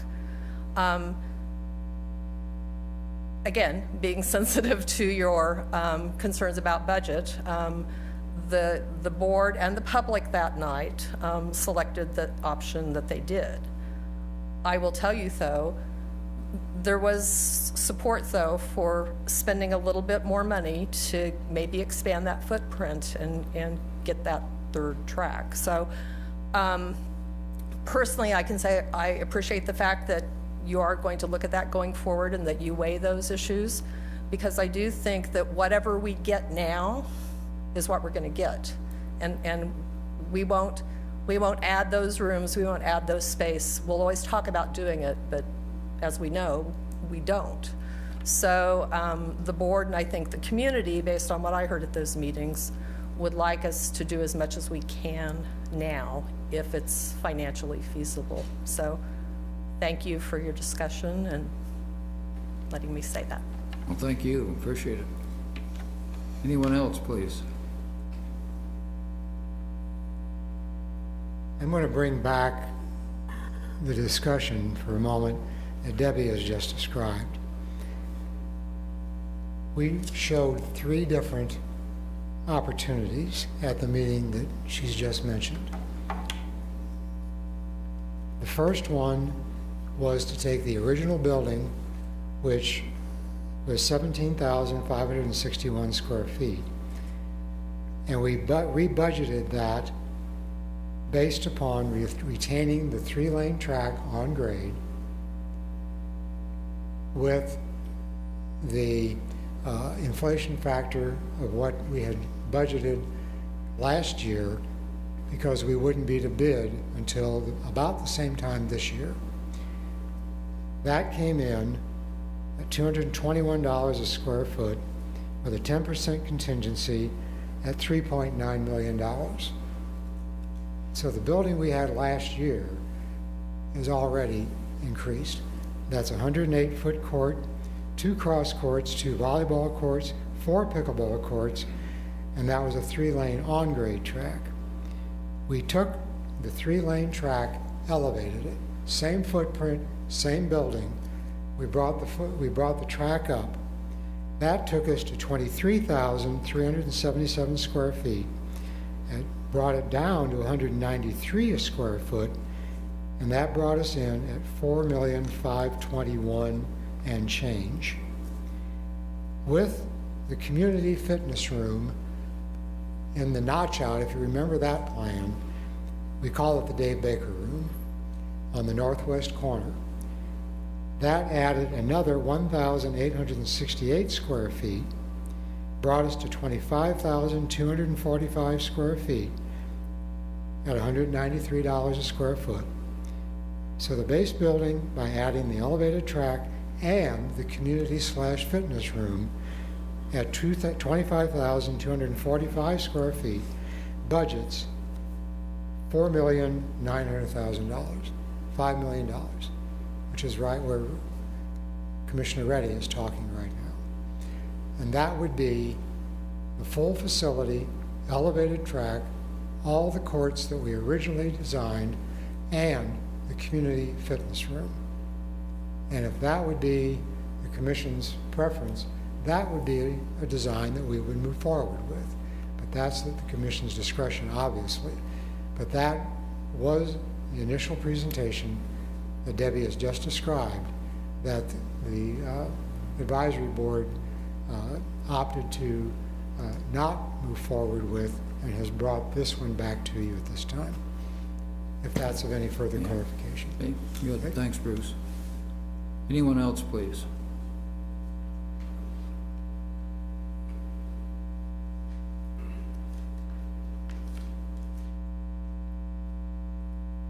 Dave Baker, Director, Douglas Center. I'd like to comment tonight, Commissioners, as the Director, but also as a citizen. The Douglas Center is the only recreation center we have today that's opened every day and that serves this community. It has done a tremendous job in the last 10 years.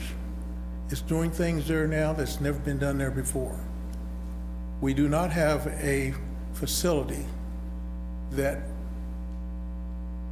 accommodates all things that go on in recreation. I was visiting with a friend the other day and we were talking about this.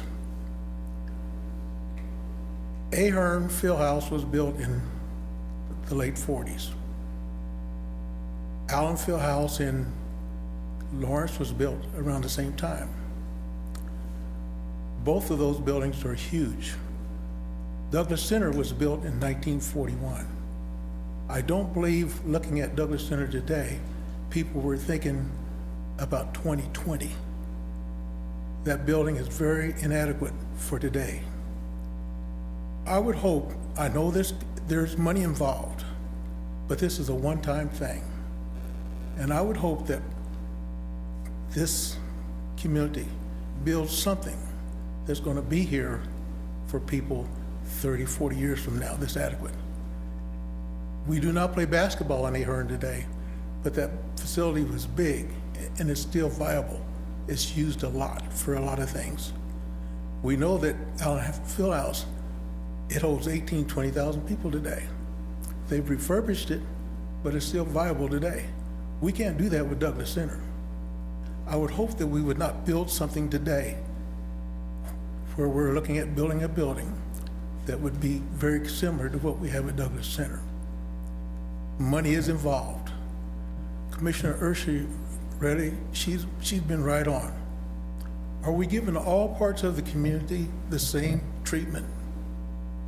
I think it's imperative that we give that some serious thought with this facility, because it's going to be important to this community years from now when we're all gone. Thank you. Thank you, appreciate it, David.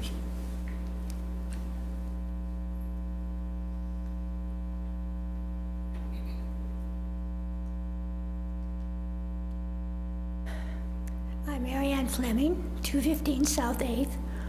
I have lived in the South Points area for quite a few years, and I have been very actively involved in affairs in that part of the town.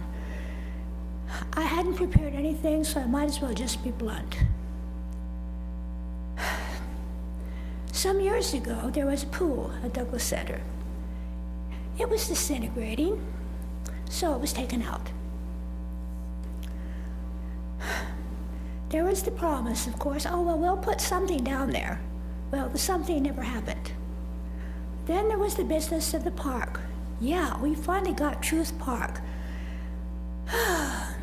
But I think there were 3 or 4 locations that were proposed for a park, but then they were more valuable for other uses, like commercial. I guess I'm expressing frustration and a little bit of resentment. Let's treat this part of town decently for a change. Thank you. Thank you, appreciate it. Anyone else, please?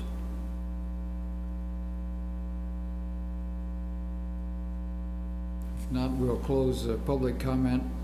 And at this time, if there are any further comments, we can do that, but if not, let's Yeah, I have a entertain a quick motion. comment. First, and I'll take as long as I want. First and foremost, I want to thank everybody in this room who's done work on this. This hasn't been an easy project from the start, right? Our funding source completely changed, and we had to go back to the drawing board. I just want to reiterate, when I asked the question, I didn't mean to set off an initial firestorm. What confused me is that I didn't understand what we were doing tonight.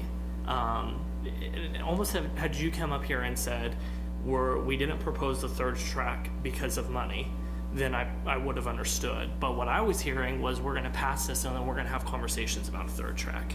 And that's what was confusing me, and that's what I didn't understand. I'm not sure we ever came to a conclusion about why we were doing it this way. So I just wanted to say that's what was confusing me. I understand cost is a consideration. It's a consideration for me as well, and I want to explore that, but that's not what I was hearing, and so I was confused about the process. And then last but not least, I'll just say I'm okay with mission creep on this project for exactly what some of the speakers said out there. We should have been having this conversation about places like the community center 20 years ago.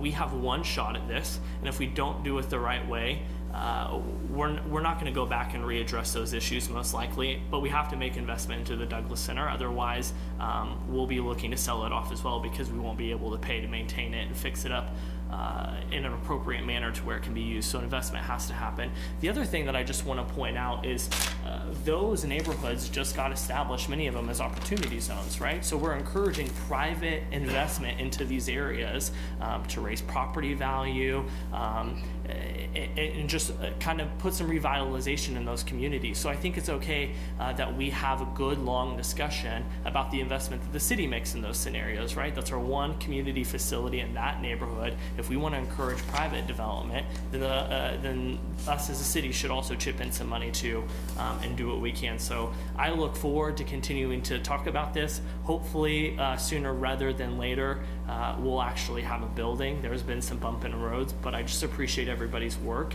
and I think we're going to come out with a product that everybody's pleased with. It might take a little bit longer than we expected, and the building might be a little bit bigger or have an extra room that maybe we didn't originally plan.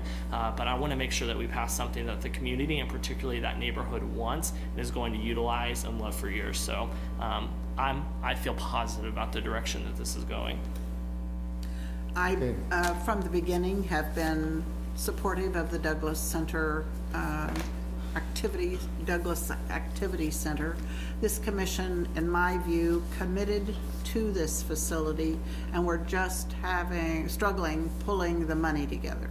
And I just want to know how much it's going to cost totally, and not have us commit to building the building and then, the CDBG, we're going to end up paying for that too, and these add-on kinds of costs. I just want us to go into this with our eyes open and knowing what the cost is going to be. So thanks.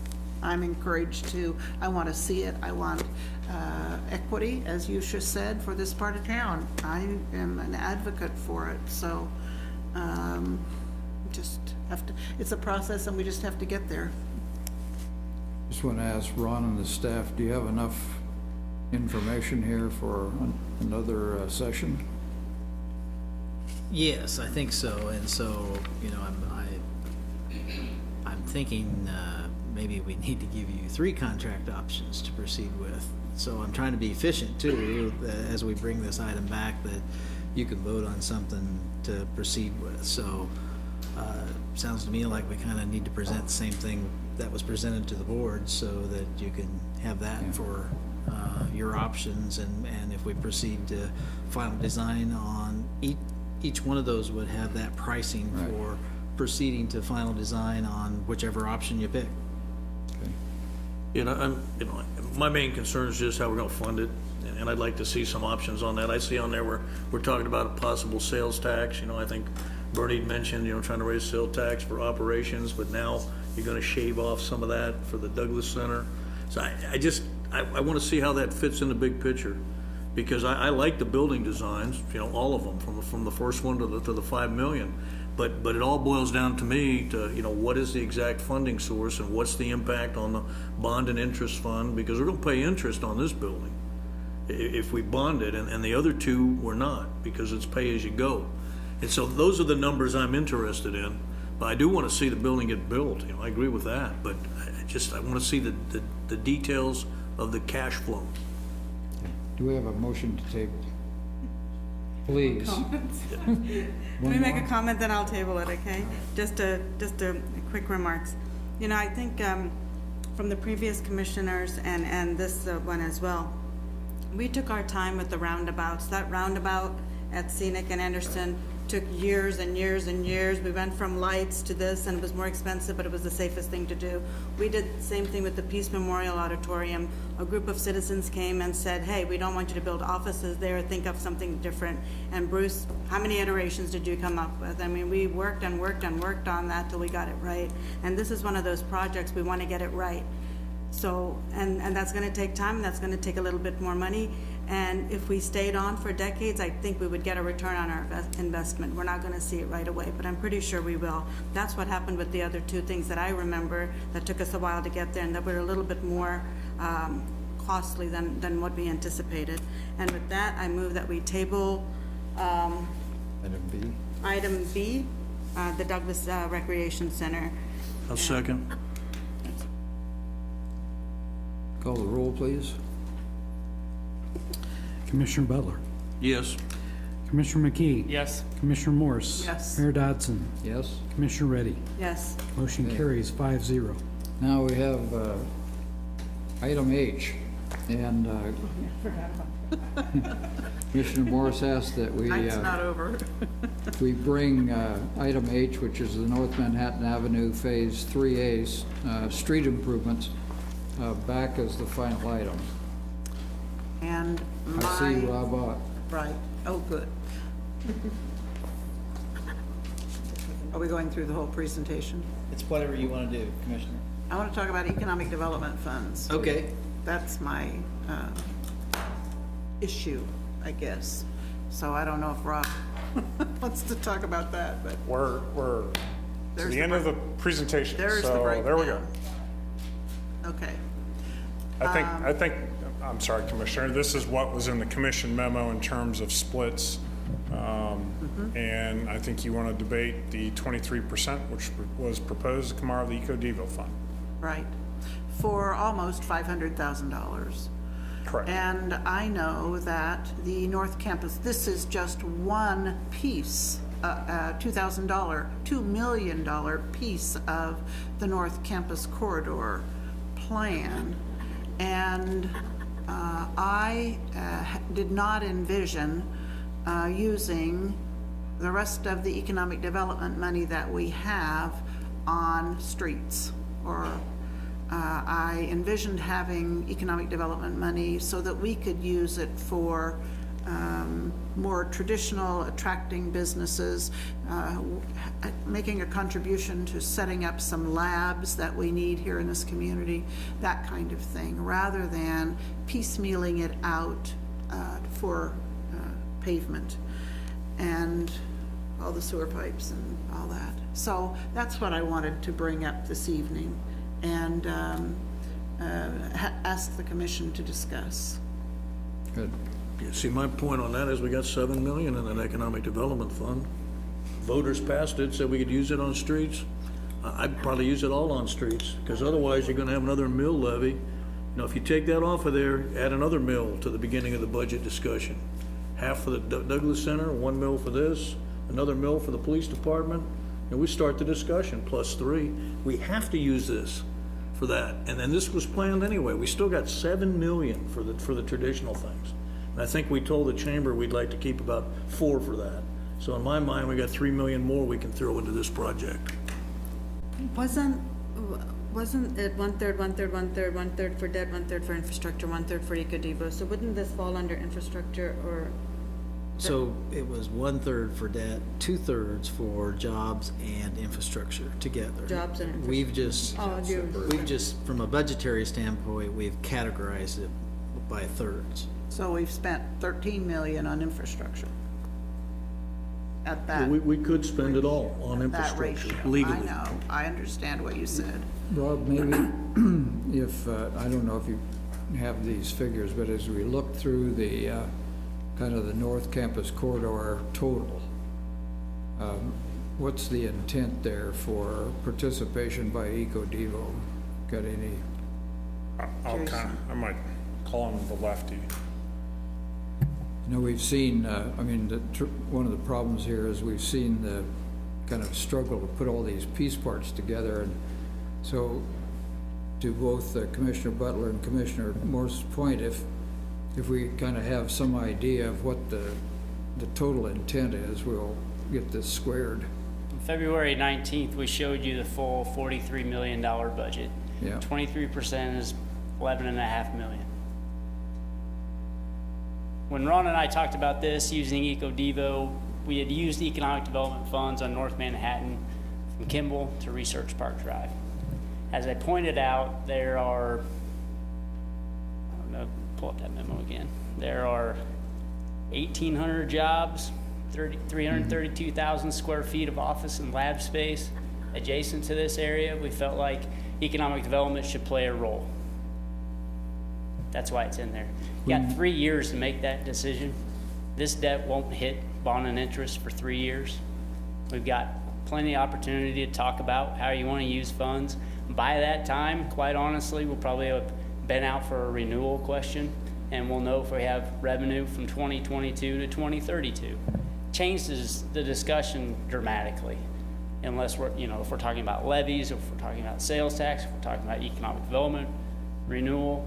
The 7.5 that's sitting there is, you could argue it's 12 million.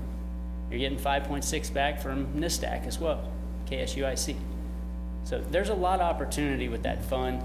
35% is dedicated to property tax reduction in the bond and interest fund. The other 65% via the question is allocated towards economic development by roads, by jobs, and infrastructure.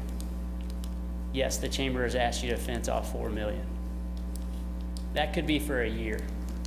That could be for 2 years. We've allocated 3 job applications. One has not proven out so well. The other has not even accessed the dollars just yet.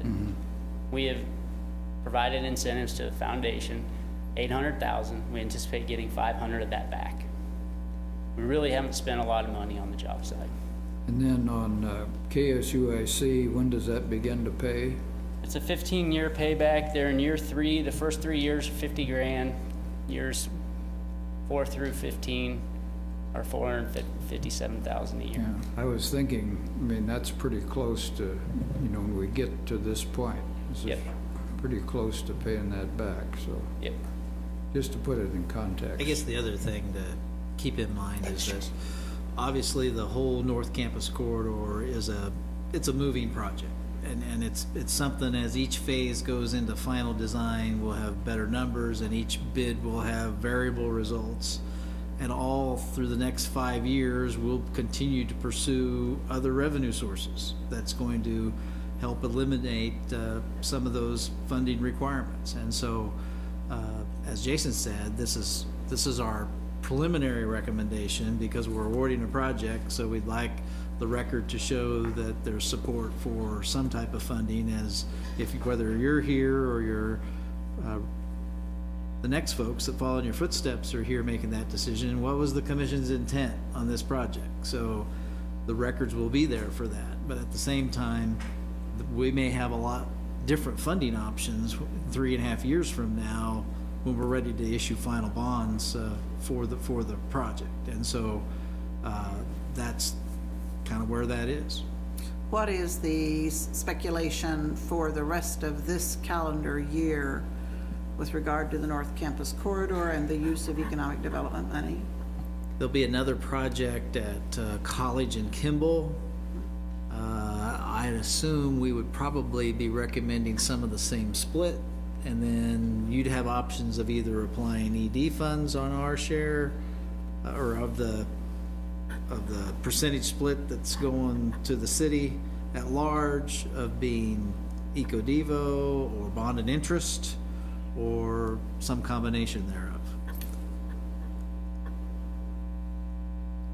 Are you, the money that the commission is considering to move the electrical lines on the west side of the campus on College Avenue, does any of that include economic development money, or are you talking only bonding? I assume it's part of the overall project, so it would be part of the project that would be funding the whole thing, and it's a piece of it, so. 23%. Well, roughly. Project itself is, I mean, DeBerry, I think, was 1.9 million, so that would add to the total. We take 23% of the total and have to find funding for it. Of the, It's a $12 million project. Any funding we provide would, if we decide that it should be buried, then we have to pay our 23% of that, yeah.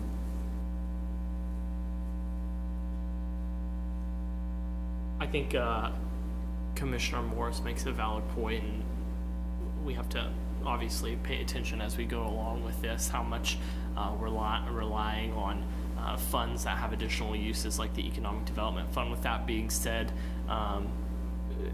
if this was infrastructure in a suburban neighborhood, I would feel differently, but because it's infrastructure in a commercial district that is supposed to, and the whole point of us doing it is to drive job growth, that I think it's a valid use in this instance of economic development money. And when I sat down and had a discussion with the chamber, yeah, it was the $4 million total, and there's $7 million setting in that fund. So I would rather see this come out of this fund than go on top of the general fund. So I'm supportive of how it's set up currently.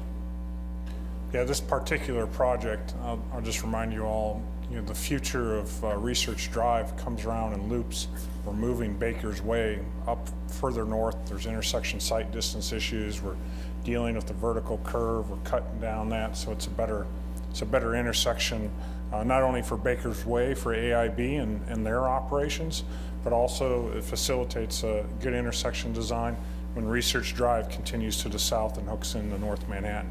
So again, a little bit to Commissioner McKee's comment about it's not in a residential neighborhood, it's in one of our corridors where we expect hopefully more lots and continued success at AIB. the item H that was asked here is not a determination, is not a request for determination of how to pay for it. We've had this discussion before, though. We need to be mindful of where the funds are coming from, but this particular item only asks three things. And one was accept the engineer's estimate. And I think the first estimate we had was around 2 million, so even though the bid came in $200,000 higher than anticipated by the engineer estimate, it was still underneath the original estimate of around $2 million. Yeah, and we provided in the packet, there's a memo from myself to you all and the city manager about, and under the chart ordinance 44, it allows us to award bids that exceed 7%. We do have some strong stipulations about when they can start, when they can end, and we have a pretty high penalty compared to even some KDOT contracts that are out there. We want to stay on schedule. We don't want to break our promises to President Myers and K-State. There's 64 working days in the project, and that doesn't count for weather days. They don't get to count weather days. So going back out, I don't think is going to yield any better bids. Thanks. Yeah, I'm sorry, my concern was that it was about $250,000 over. I hope this is not going to be the case for all of them, because this project is just ballooning like crazy, and I'm really, really worried about it. Where I started off 4 or 5 years ago is not where we're at now from the last time President Myers came and spoke to us. So it's close to $50 million, and it's a little scary and daunting. So I just want to make sure, even though we say, you know, it's only 250 and it falls in this and this, I don't know how to make it lower, but I'm glad we're going to look at other funding sources, and I hope we do it very aggressively with the build grant and with whatever infrastructure grants they're talking about at the federal and the state level, because even though I'm not for taking money out of EcoDevo, I'm almost afraid that might increase what we take out. We are seeing 450 some odd right now, but it might end up increasing if all of the other needs are not met from whatever other funding sources we're thinking of. Yeah, we're going for STAR bonds, but I don't know what's going to happen with that. So I just want us to be very cautious with this, because like I said, it went from 20-something to 50-something, $1 million. I want to make the motion that we approve item H of the consent agenda. Second. You call the roll, please. Commissioner McKee? Yes. Commissioner Morse? I'm going to vote no, because I have made a commitment through these several years to attempt to protect the economic development money so that we have options when we have opportunity. We know that K-State will be back on their third building for some economic development money. That's coming up. Their second building is now pretty much committed. I think these economic development money, this money will disappear quickly, and it will all be committed to the North Campus Corridor. And that's not what my vision was for the entirety of the community. And so I am still in the protect it mode, and not just building streets.